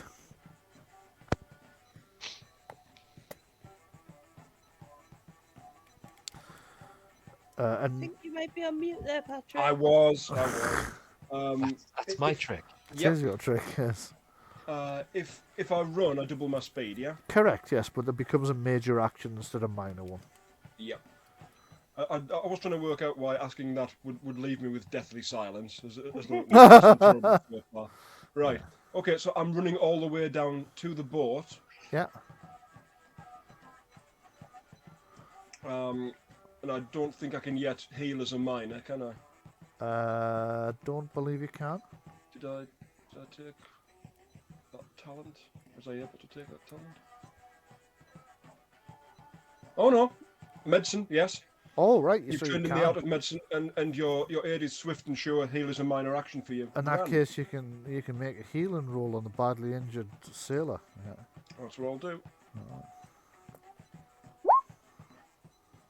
Okay, so that's a pass. Oh, right. Okay, so that's 6 points. You've gained them back. Plus intelligence. Plus intelligence. Yes. What's your? It gains 8. It gains 8. So 8 that's back. 8 back. So that's 8, 9, 10, 11. Yes, he's looking a lot better. You've staunched the bleeding, strapped him up as much as possible. There's still cuts and gouges, and he's in pain, but he's definitely nowhere near as badly injured as he was before, and you've stopped the bleeding. He's going to recover and survive. Okay, so that's the end of the first combat round, and it's Who named him? Yes, I did. Sorry. So it's Seaman Harold to go next. Well, not being one for to be a bit of a wuss, he's going to move here and he's going to move in and he's going to attack Okay. with So- his bill hook. Harold grabs his bill hook and charges in to attack the crab. Because he's figuring we've got to save the supplies of the Yes. stack behind them, Yeah. sort of thing. So 13, that's a hit against the crab. So he's going to do an extra dice worth of damage. Okay. With his 2 stunt points. Yeah. There you go. Okay, that's got 9 points through there. Crap. Has it got 9 points through there? No, it hasn't. I can't count. It has 4, 5, 7 points through there. That's still nasty. Okay, so the he races in with a bill hook. He strikes heavily at the crab. You can see some of the shell splintering away as the bill hook rends a big section of crab flesh away. This crab's really pissed at him now, so this crab's going to try and kill him to death. I think that's what the crab is going to do. Kill him to death. Right, okay. 15, so that's a definite hit. Definite hit on him. And he's going to take 10 points of damage, which is fairly serious. I'll just do that to him on his little... Oh, you want to do it, do you? Yeah. Absolutely. It'll prevent people accidentally doing it on the character sheet, which would apply the damage to all of the sailors. So it has to be done directly to the... I was going to do it to the 15 in the red circle. Okay, yes, in Okay. that case I'll allow you to do it in future then. Okay, so he's very badly damaged as the crab picks him up in the same claw it picked Seaman Staines up earlier. It crushes him as much as possible, and then he manages to wriggle free, but he's in extreme pain. He's broken a couple of ribs. He's had better days. Myval, you to go. What would you like to do? I don't really fancy my chances with just bite and claw against a giant crab here. Are these barrels just stacked? Yes, they are.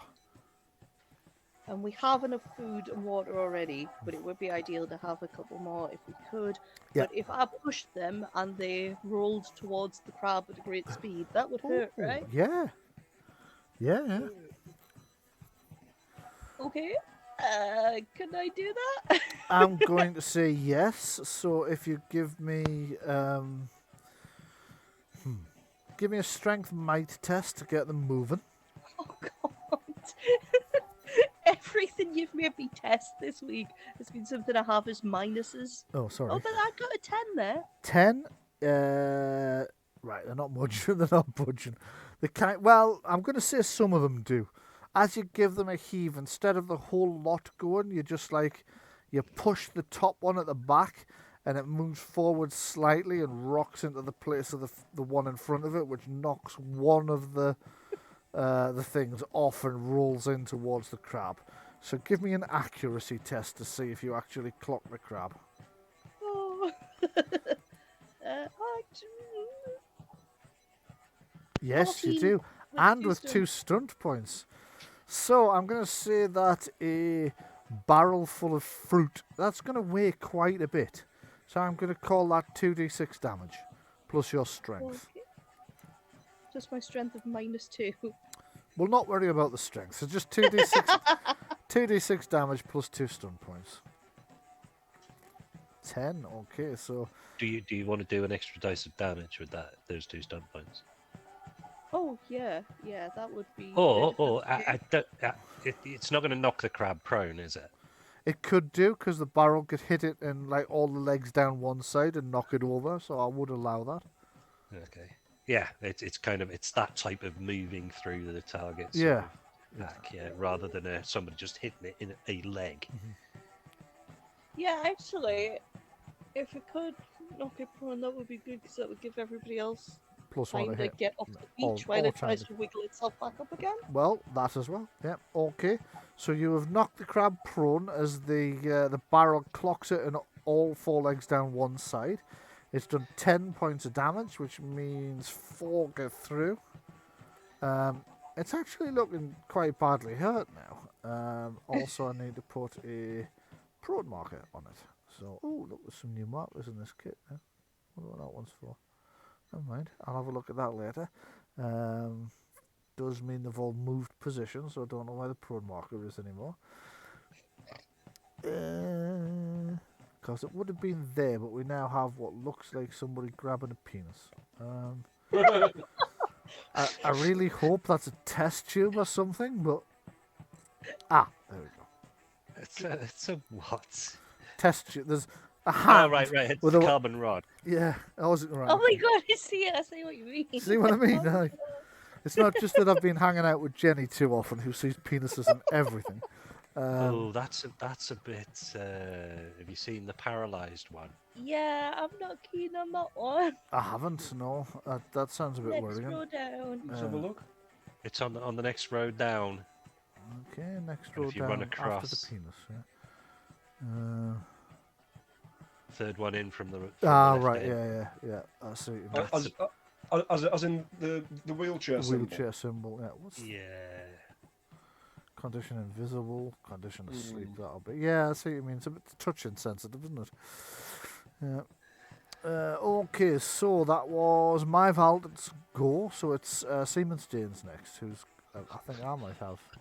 Somebody else got Staines. Can't remember. Nobody else was responsible for that. Okay, well, he's in quite a bad way. He's going to shoot a sling at the. He's going to sling his. He's not in a bad way. I healed him. That's true. He's not in a bad way anymore. So he's just wanged his sling at the crab, and it's Better than slinging his wang. yes. It's bounced off the crab's claw and whacked it in the whatever crabs have instead of a nose. So that would be 3 points of damage gets through. And Seaman Storm next. Okay. Do I take it we are getting some sort of bonus for outnumbering, yeah? Oh yes, you'll get +2 to hit now because it's in a combat with 3 different people. Plus one. For Plus being 1 on the because floor. it's prone, so +3 to hit. Great. Oh shit.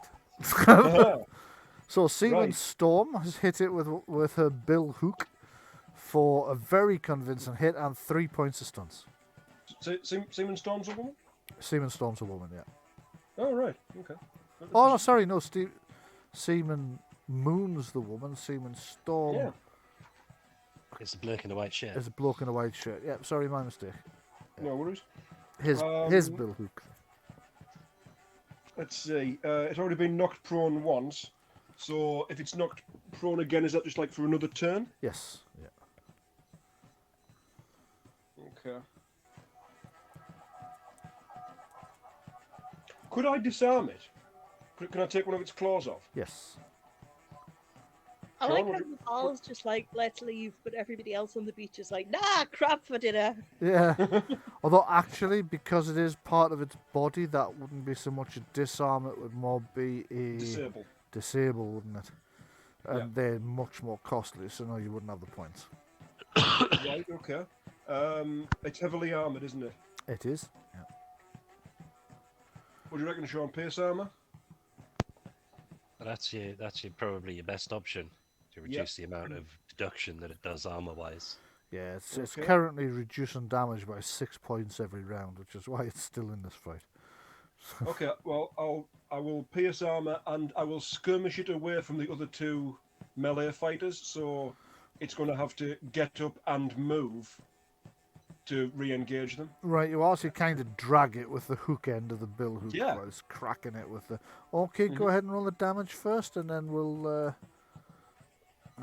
figure out where it's going.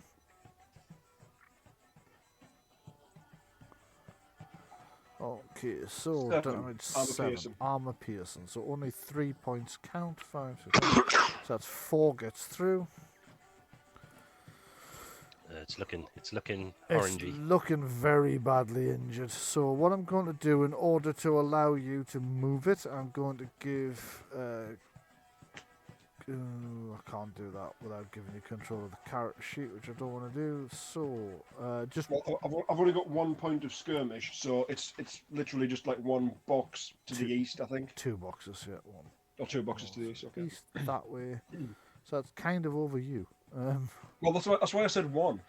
1 for it and 1 for you to move out of its way, you mean? Yeah, got you. Well, I've only got 1 point of skirmish, so I only had... Skirmish does move 2 you yards. 2 yards. 2 yards. But Right, what I'll okay. say is you can move it 1 and yourself once because you're dragging it.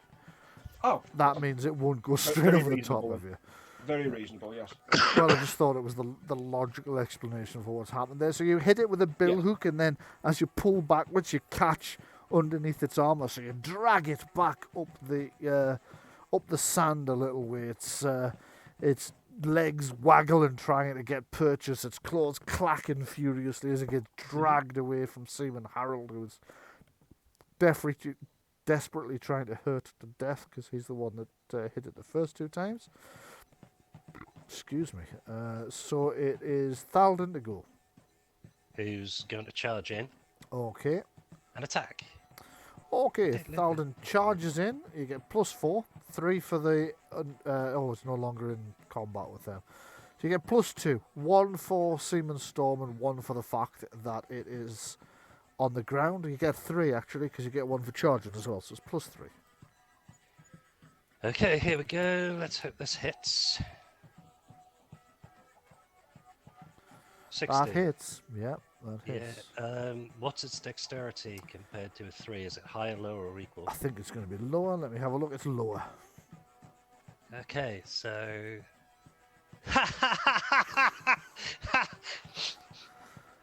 Right, it takes 6 damage. That was terrible. That So is abysmal. it takes no damage at all. You come No, it running in takes and 6 it damage. glances off your. No. It takes 6 damage. Right. There's no armor protection against the psychic weapon. Oh, it's a psychic weapon, isn't it? Of course, yes. Yeah. Okay, so yeah, it Psychic weapons takes can't deflect attacks, Yeah. but they just pass straight through armor. 6 damage. You've killed it.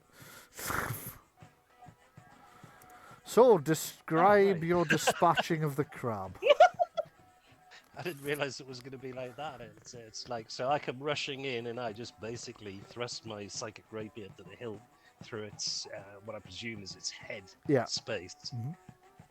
All the way up to my hand, in effect. So the whole thing, the purple blade just goes all the way through it without resistance. Yeah. Okay, so with no resistance at all, your purple psychic energy blasts straight through the side of the crab, up through its brain, kills it instantly, never knows what hits it, just collapses. And you immediately start thinking about just how much crab meat is on a crab this size. You would say that'll feed the crew for a day. And then there's all these seagulls are like starting to land. Go, mine.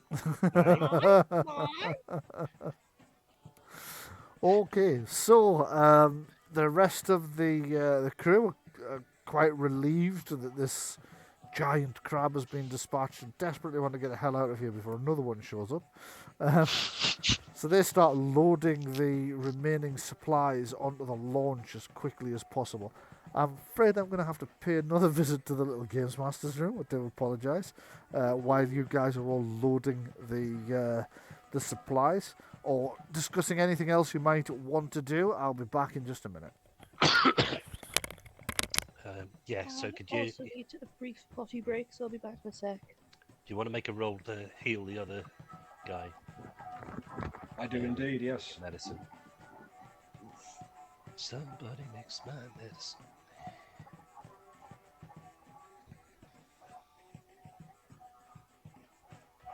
Oh, another 8 points of Nice. re-get. Right, I'll put him back up to 13. Is he the one you control? Yeah. That's convenient. Talking of convenience, the other 2 have just come to the... They have.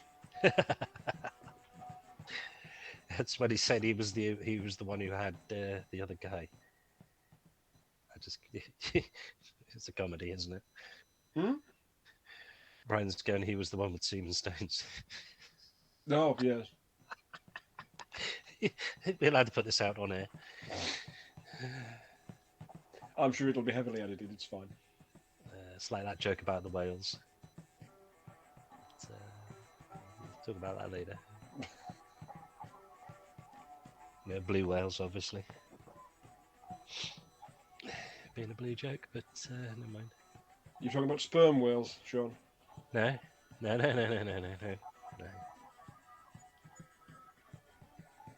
You're talking about humpback whales, Shaun? No. It's nothing to do with the actual whales themselves. No.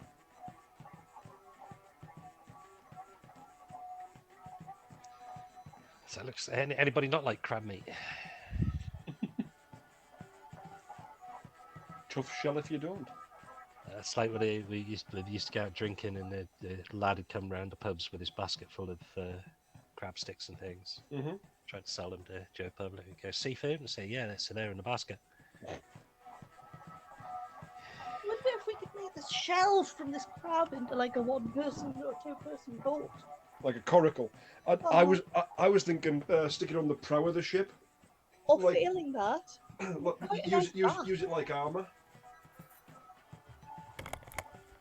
Like a shield. Shift Yeah. shield and chains. Okay, back. Right, so what's everybody doing now? Can we mount that shell once we've divested it of all of its flesh? Mhm. Can we use the shell as some sort of armour for the ship? On the prow. On the prow? Yeah. Might slow the boat down. Yeah, it's a bit small to armour the entire ship with, but No, not the entire ship, but like a ram. okay, yeah, I'm sure somebody could fashion something like that out of it, or somebody could try, certainly.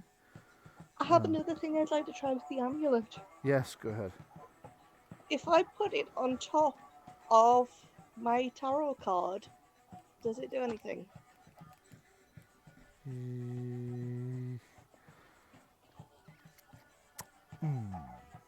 It glows slightly. Okay. Okay. Does the piece of fabric do anything with the tarot card? No, it doesn't. Okay. Do I even have a tarot card? No, I only have the one because it's it was a gift from someone. Yeah. Just rub all of the special things on the other special things. See what happens. Nothing happens. Friction. If I rub it in Friction. crab juice. Rub it in the Yeah, crab. rub everything on the crab. Anything? It now all smells of crab. Crab. Okay, so You can tell the people who were raised on LucasArts adventure games. yes. Day of the Tentacle. Mm-hmm. Okay, Full throttle. so you make it back to the ship with all the supplies and more than you'd set out for. Initially hoping to recover about 4 or 5 days worth of supplies, you've returned with 9 days worth of supplies in total, including the dressed crab itself. So a very happy crew. You've got fresh water, you've got 9 days worth of supplies, and I think you were turning next towards the Location of the down ship. location of the down ship. That's correct. Okay, so I just need to. It's going to be a little tricky to find, but not entirely difficult because you have 4 survivors who know roughly where it went down.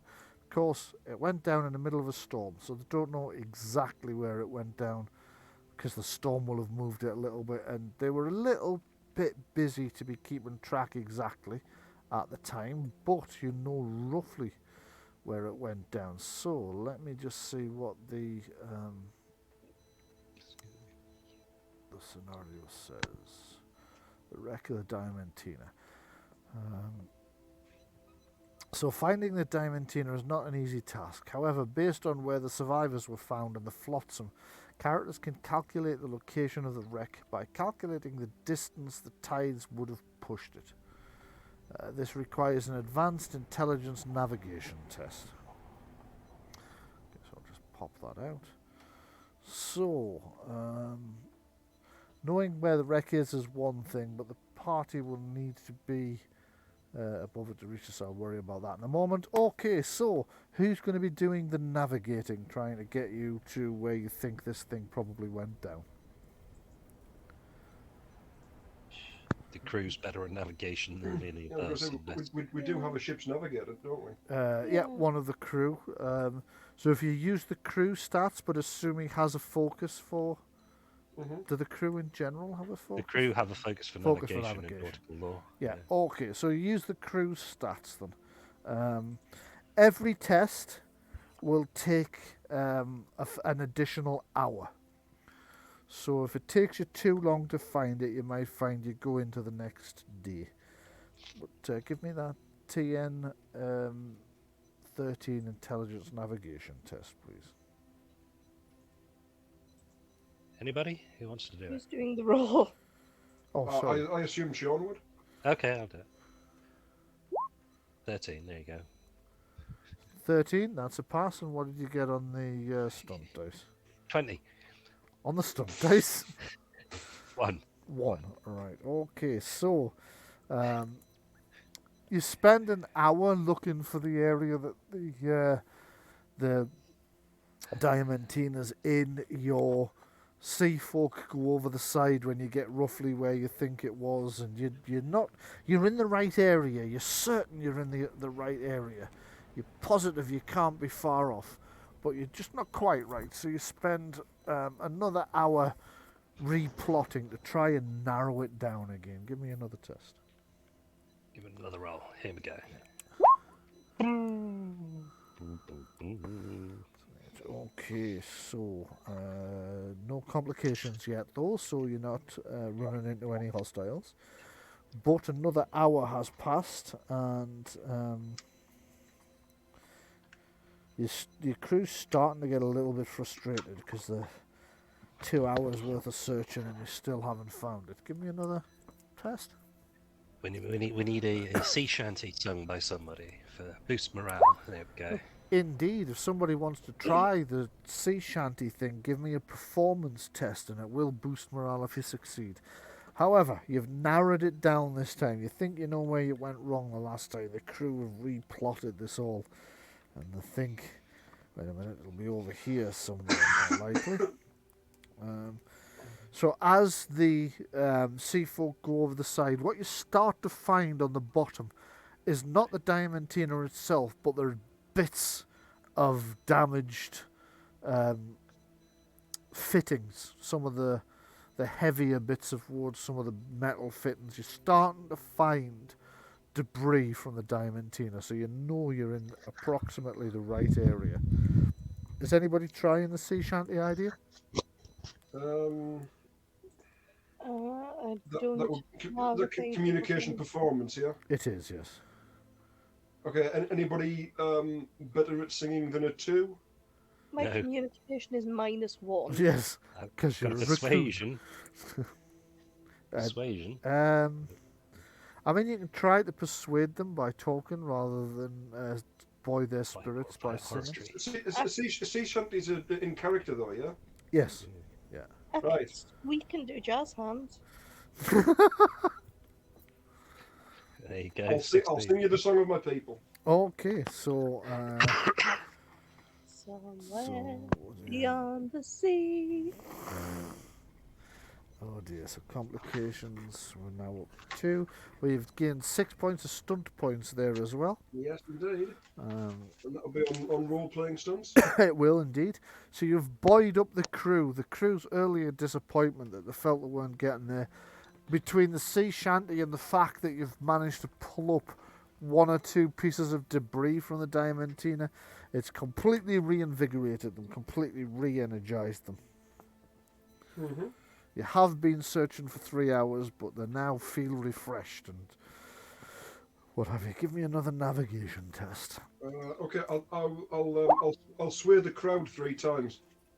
Okay, so the crowd are now well and truly behind this operation. I'm going to give Shaun a bonus on that roll, even though he's passed it anyway. And with a 4, that's a success. So this time, when one of the Sea Folk goes over the side to check and see if you're in the right location. And seeing as obviously the player characters should be the ones who are... Yeah. Can everybody see that map okay? You can. Ooh, It's a little bit alright. blurry, like it's It's- underwater. Yes. Oh, now it's loaded. I see. Yeah. Ooh. Just going to reduce the volume of the track in the background a little bit. Yeah, it suddenly sounded like I was in the tunnel in the Sea Life Centre. Yes. Okay, and we need... That's a lot of picked clean bones. Yeah. Yes, they are picked clean as well, which is something that strikes you. So I'm just going to drop an enemy in. That's somebody who's been crushed under a whole load of rocks for some reason. Ping, where you think that is?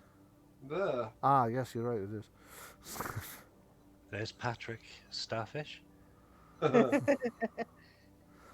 So there, an enemy's now in the top right-hand corner. Oh, that's a pile of skulls for some reason. Why is there a pile of skulls? Who's organising the remains down here? It's a bit of a worry, isn't it? A school trip. School trip. Right. Yes, so a school trip of fish, yeah. We've got a Greek style pillar. You do. So the vessels come down amongst some ancient ruins of some kind. Uh-huh. Also, while I've got a moment, I'd like to thank Sue Daniels, who is responsible for the symbols that are used on this map, and she's responsible for the underwater style maps.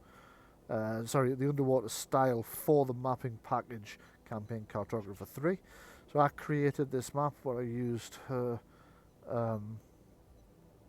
underwater dungeon style to do so. What is this? Is this a ball and chain? Ah, now from where you are, you're not going to be able to tell. You'll have to get a bit closer. Do you ever want to? There's some butter over here. Oh, no, I can't believe it's not butter. It's anchor. It's anchor.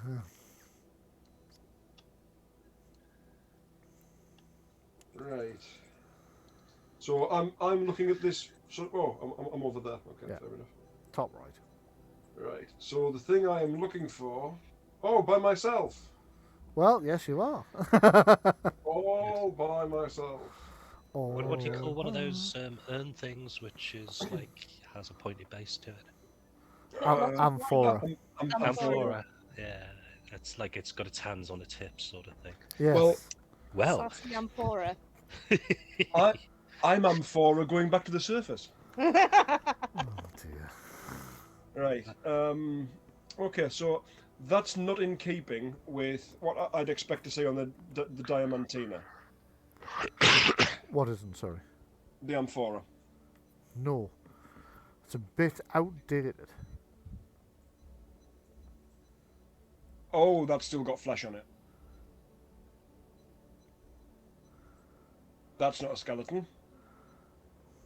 Do you know, That's looking much more fresh. yes, there is one or two fresh bodies down here as well, but there's also some ones that have been picked clean, which rather suggests they've been here a lot longer. And why are these weapons arranged as they are? Can everybody else see this? Yes. Mhm. Okay.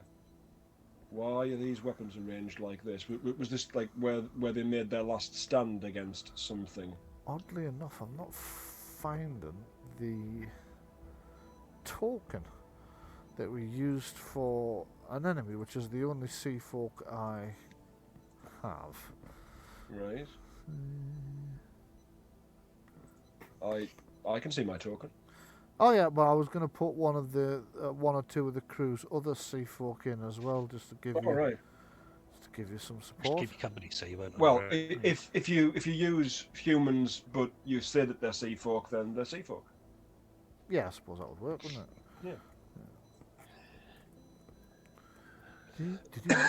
Yeah. How well, if at all, does a sling work underwater? It doesn't. It doesn't. Okay. Doesn't, because you've got resistance every time you try and swing Yeah. it around, and then you'd have resistance when you let go It's It was absolutely going to float to the surface, float to the ground. yeah, it's bedrock. absolutely worthless underwater. Right. Okay. That thing's going to come to life. Which thing? This thing? Yeah. The thing that doesn't appear to have a head. Oh, you think that'll stop it? It's probably been piloted by one of those horrible little parasitical fish things. I do love how paranoid players A get. pilot fish. It's only because we know you. Right. Okay, so I'm going to give one of these sea folk crew members to each of the other players. So, Right. Can I have this oddly stretched one? Oh, do you want the oddly stretched one? Yes, you can. Yeah. Hold on a second. I'll just. A wide boy. Seaman Gape. Okay, yes, you can. Let me just have 15, and I'll give control of that to you, Louise. There you go. So each of you now has control of a character, an enemy, obviously, for Patrick, and then you two have standard crew stats these guys have got, except they are sea folk, so they get plus +1 on their swimming roll. Why is there a single bone on that piece of pillar? Maybe it was a creature with one bone. Hang on a second.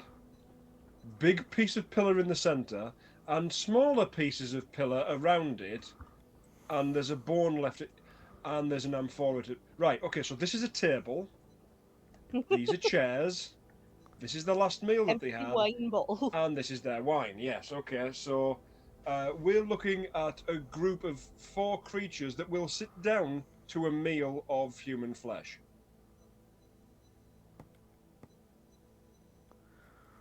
I'm saying nothing.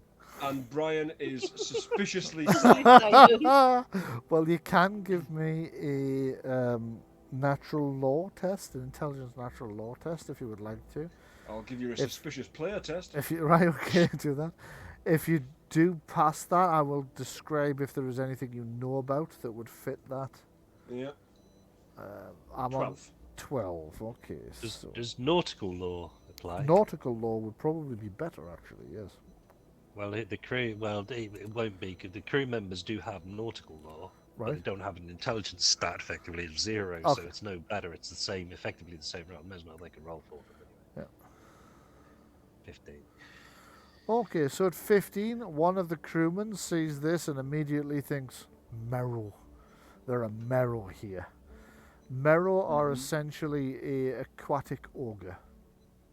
Great. Great. And they... Do they look like that? No, they're bigger. Oh, great. They're not Right. minnows, they're merrows. Yes. You mean they look like that? Where? Where? I didn't was see just where you trying to pinged. paranoia you. Damn it. Do they your- look? Do they look your like player this character's rock not down type here. thing? This rock type thing. Yeah. Ah, This boulder over here and this boulder over here. No, but reload Tom is down here. So feel free to move your... reload. move the characters around that you control. No, thank you. I'm quite happy here. Right, I've got my trident out. I'm gonna poke this thing. Oh, no. Okay. You poke You that just thing and desecrate the headless body. it's rotted flesh. It just kind of separates as you poke it with your trident. Ooh, off the bone tender. Oh. Yes, I suppose you could. Right. Okay, so where in the Diamantina would the... Hang on. Do I take it like the full ship is actually here? Most of the ship, the prow seems to have broken off. It's got the, Right. but it's liable to be back here anyway. So Hmm. So what exactly happened to this ship? Well, the front fell off. Why did that happen? Well, it wasn't designed that way. It was hit by a wave. It certainly wouldn't have been designed that way, no. We had it dragged outside of the environment. It was fine. Yes. That ashtray in amongst those bones. No, I don't think so. I think it is a pelvis. That's a pelvis, yeah. Make an excellent ashtray.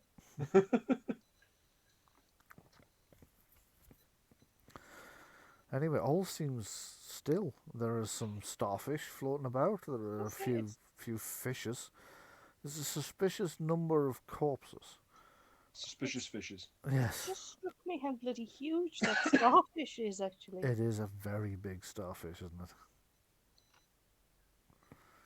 Dangerously big, you might say. Oh, Yeah, great. let's give that a wide berth. I don't fancy being digested forever. You think it's Sarlacc?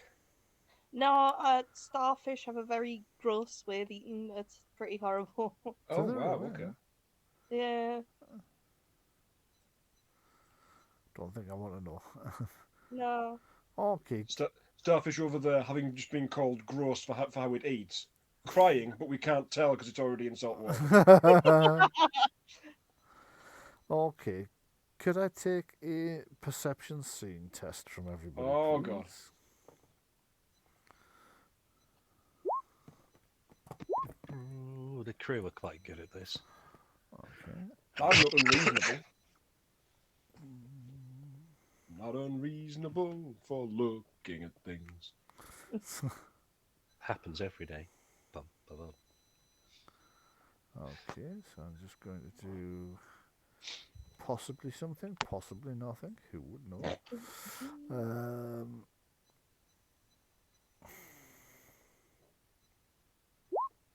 Okay, I'll have to switch this back to light mode while I read these.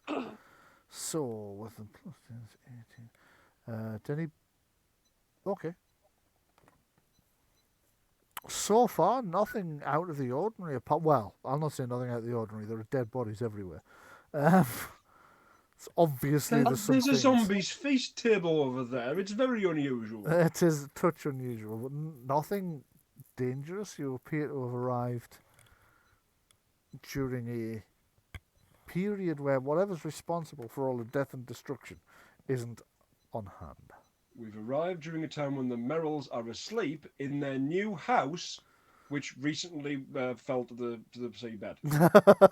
It's possible. I mean, if they'd just stopped eating avocado toasts, they could have had a better house, you know, just saying. Okay. Damn millennial sea ogres. Okay, so if everybody just stays put for a second, I'm just going to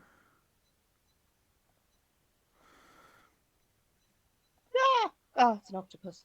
It is an octopus. It is, in point of fact, an angry octopus. Angry largely because you've just invaded its new home, which it's not entirely happy about. So, It's not happy about the invasion, or it's not happy about the home. it's not happy about the invasion. These strangers have just swarmed towards its home, and it suddenly scurries out from inside the ship in a kind of cloud of water and sand that bursts forwards to drive you away. Hang on. Octopus are quite intelligent. Yeah. Can I offer it a bit of crab meat that I got earlier? You could try when it gets to your initiative, certainly, yeah. Okay. Because it's taken you a touch by surprise.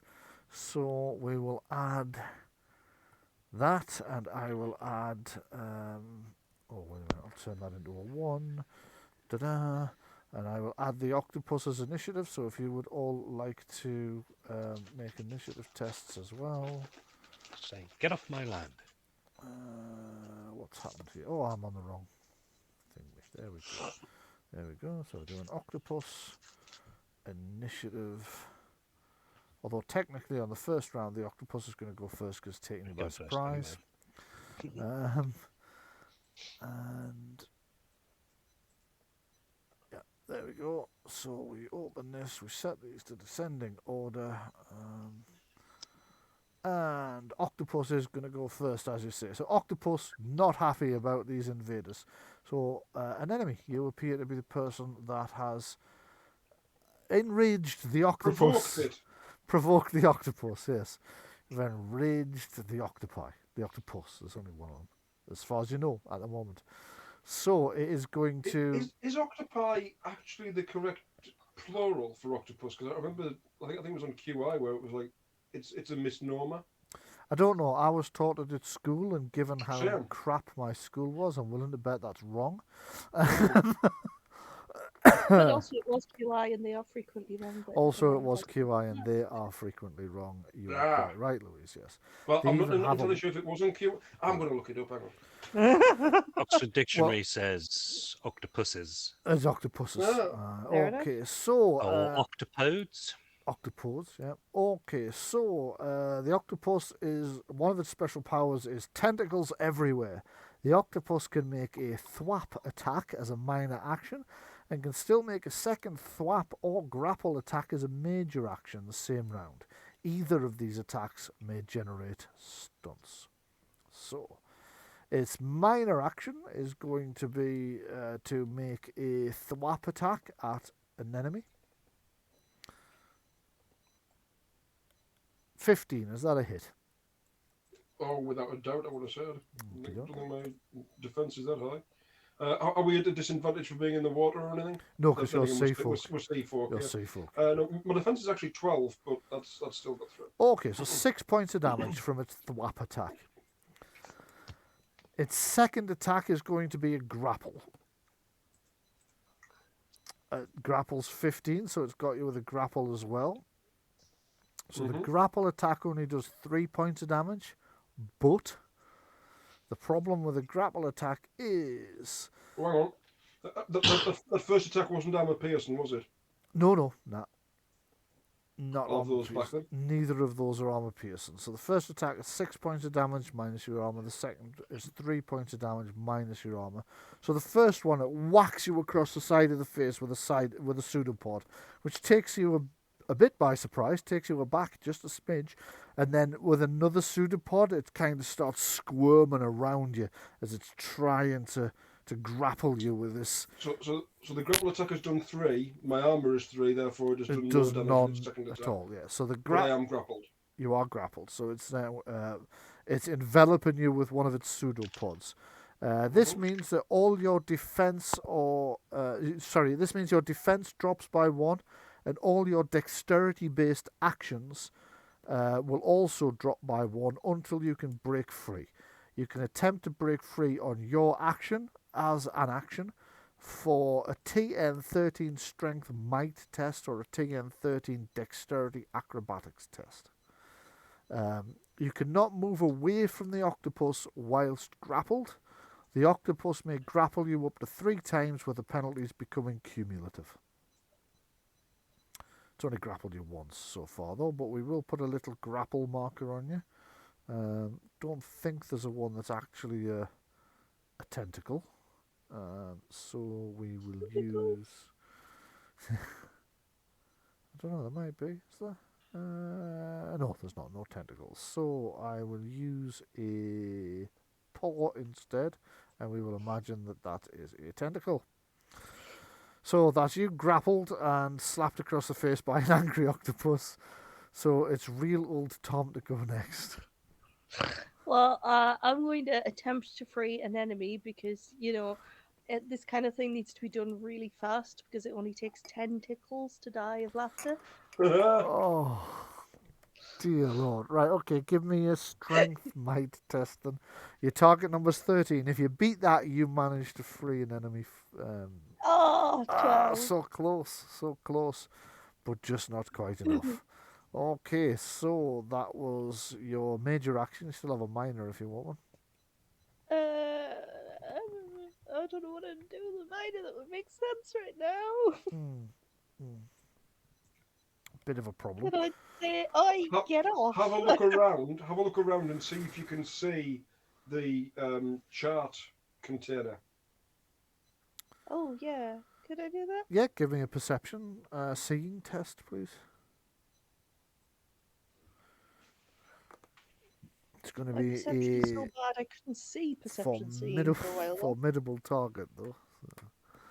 It's no, 15 you with haven't wisdom. been able to spot the chart container, but you've got a nasty feeling it's in that rear cabin that it's at the back of the stern of the ship.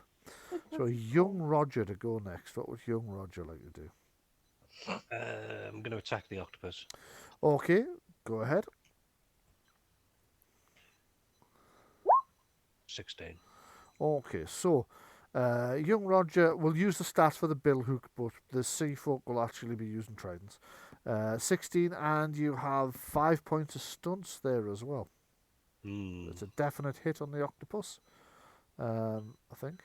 I'm fairly sure. I know its defense is good, but I don't think it's that good. Yes, the defense gift, is 14. Yeah. Right, so doing a lethal blow. Yeah, you can do a lethal blow on it. That amount of damage then. 15 damage to the octopus. It has... Let me just have a look. 1 point of armor, so that's 14 points of damage. Get through. That's pretty serious in the first go. Like. Young Roger's keen, you see.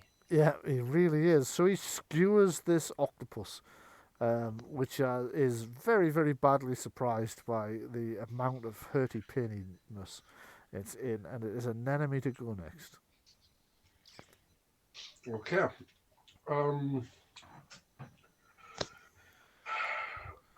With my knowledge of the sea, is throwing out some food likely to distract this thing from its perceived threat, or is it just going to continue trying to throttle me?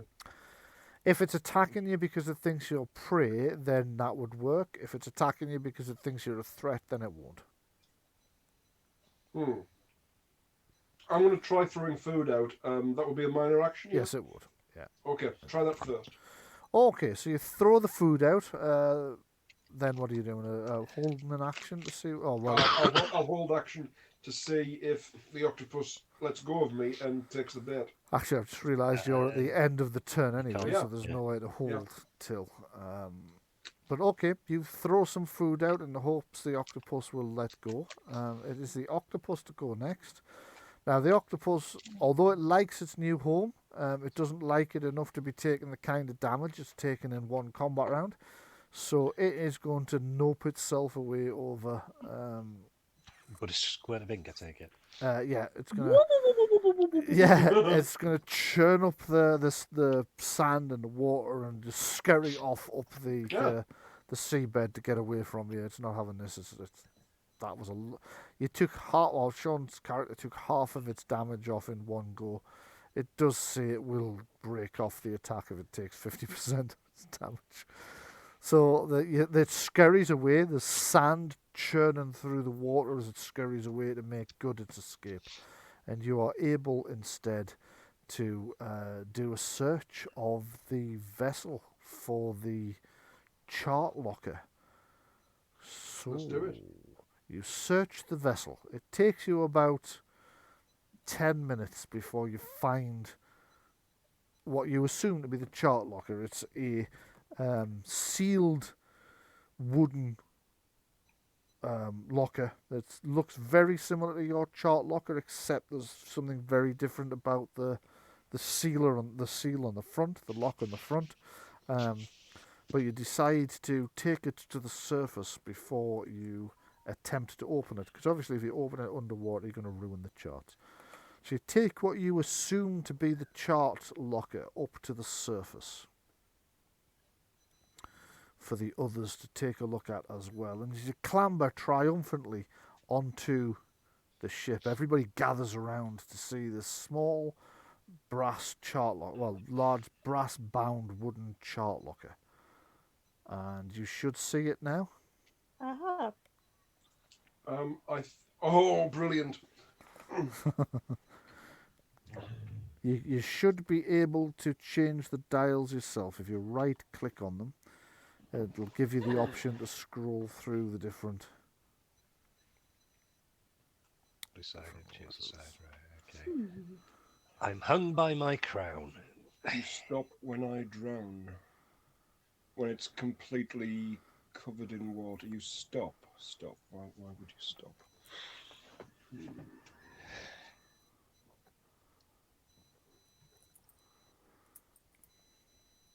Remember, at any point, if you get frustrated with a puzzle, you can ask for a clue. The first thing I'm thinking of is some kind of like water clock.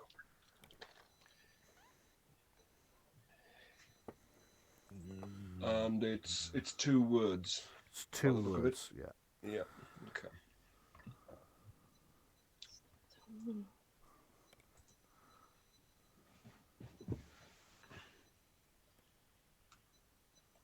So if we take it that the drown isn't literal in this sense, that it's figurative, it's just something that is covered in water or another liquid.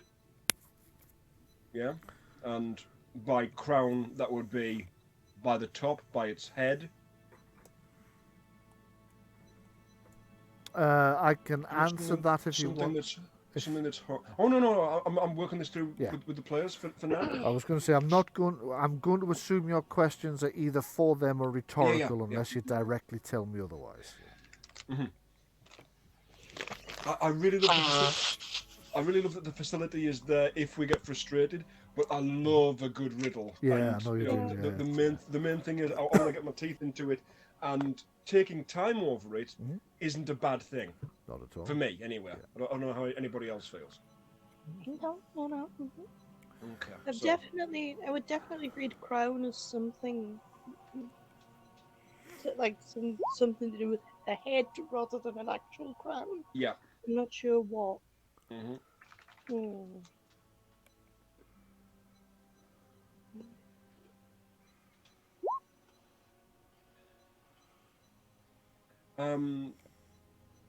Is there some sort of like pressure gauge, some sort of something that like for deep sea diving maybe?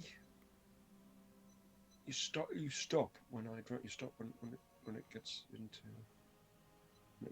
a certain.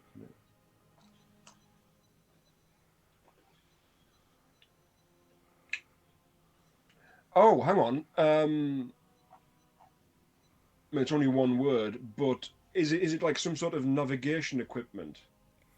I'm thinking something like a sextant.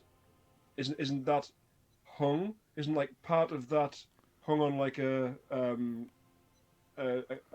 carriage kind of thing that swings backwards and forwards?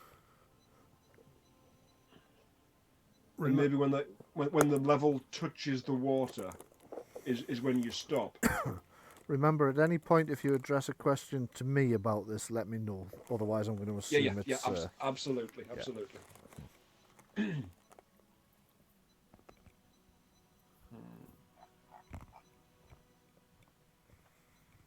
Well, the first word is 5 letters, so if anybody else has been practicing on Wordle, that was the time to bring those skills to bear.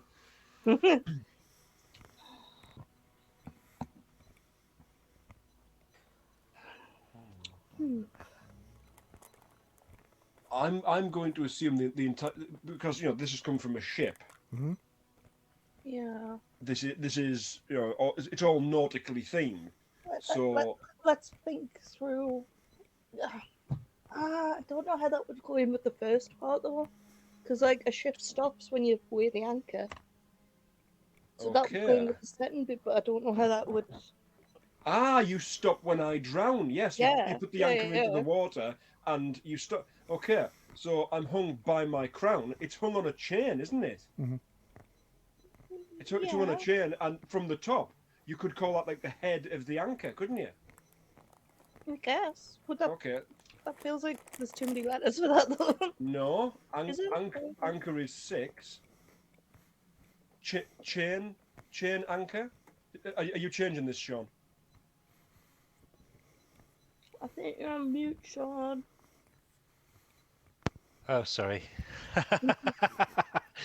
There's me giving lots of... We've not heard a word you've said.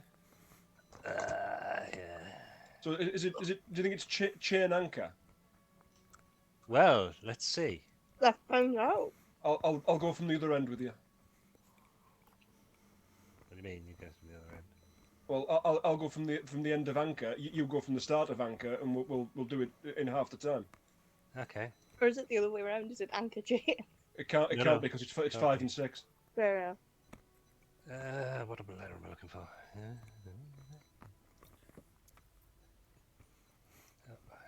Helps if you can spell, doesn't it? I've written it in the chat. That fits. I'm Click. hung It by does. my crown. Right. So, an anchor's hung by the chain. Oh, And check. then Whoop! Yay! the Holy ship crap, I'm stops terrible when at the anchor riddles.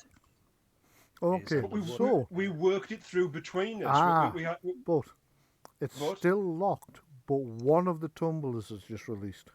There are 2. right, so I think anchor is probably correct then. Well, you didn't hear the click when you got chain. You only heard the click when you got anchor. Right, so chain isn't correct.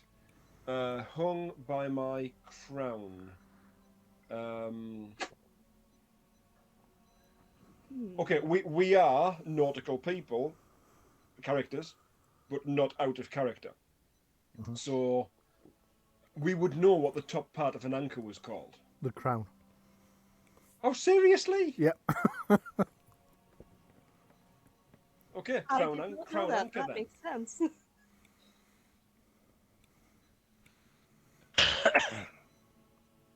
I wouldn't have thought that the answer would be in the riddle.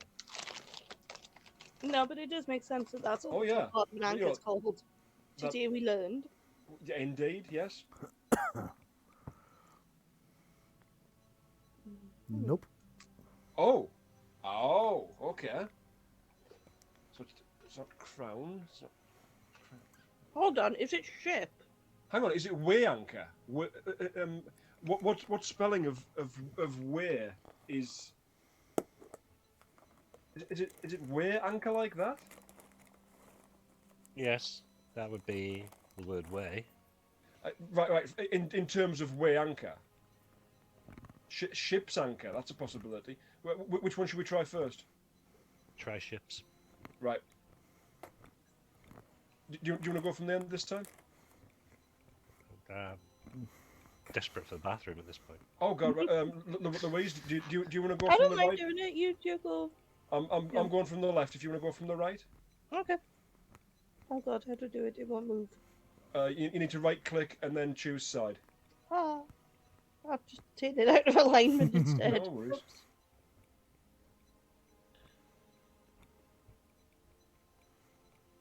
Schwip. Oh. Helps if I can spell. No worries. Oh, yay! Yay! Oh ho ho! With the second click, the lid pops up just a fraction, just enough that you know that it's no longer locked. Surprised myself there. I know it was a group effort, but you know. Yeah. Oh, you did extremely well. Yes, the answer to the riddle was ship's anchor. Awesome. It's now unlocked.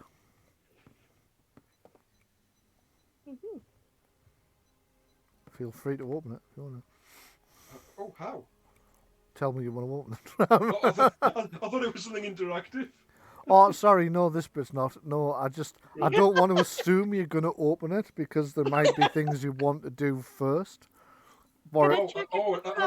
Hang on. To be fair, there was before this came up, and I got very excited. I was going to say, get us out of here as quickly as you can. There's Mervils down there. Right. Okay. So the Full ship speed ahead. the ship gets underway. Louise, I heard I heard Myval say that you wanted to check for traps, which is why I didn't just announce you'd opened the thing. Make a dexterity. Is there a traps in this version? Or I yes, don't have dexterity it traps. anyway. I just have dexterity, but it's a dexterity of 4. Okay, So. yeah, that's enough. Okay. So you check for anything that looks out of place, anything that could be a trap. You find nothing. You slide a little blade in the joint just to make sure that opening it isn't going to trigger anything inside. You don't connect with anything. You hear a little bit of rustling, but you think that's the charts that you've just caught. So as you pop it carefully open, inside the chart locker, what you find is a series of coiled charts wrapped on scroll thingies. You have found and unlocked the Diamantina's chart box, complete with the charts of the mysterious island that shouldn't be there. And as you do this, you see Myval lifts the charts out with triumphant squeaking. And we'll find out exactly what's on the charts next week.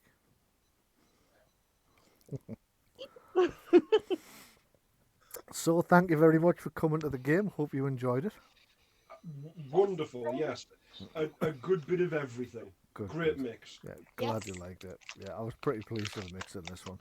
Okay, so thanks to everybody at home for tuning in to watch us play our game. As I mentioned, the scenario is by myself. The rules system is by Green Ronin Games. The maps, most of the maps we used were mine, were Gethsemane games, created by Gethsemane Games, using Pro Fantasy Software's Campaign Cartographer 3. There was one exception, and that exception was a map that was made primarily by 2D Storyteller, with elements also taken from one or two other creators. They'll be mentioned in the doobly-doo underneath. So thank you very much for joining us. Oh, and the music was by Tabletop Audio. Thank you very much for joining us. I hope you enjoyed watching it as much as we enjoyed playing it. And we'll bring you episode 3, where we pick up where the crew of Her Majesty's Chanterelle discovers what's on those charts, and they can start to decide what to do next, which I pretty much think we know that's going to be head towards this mysterious island.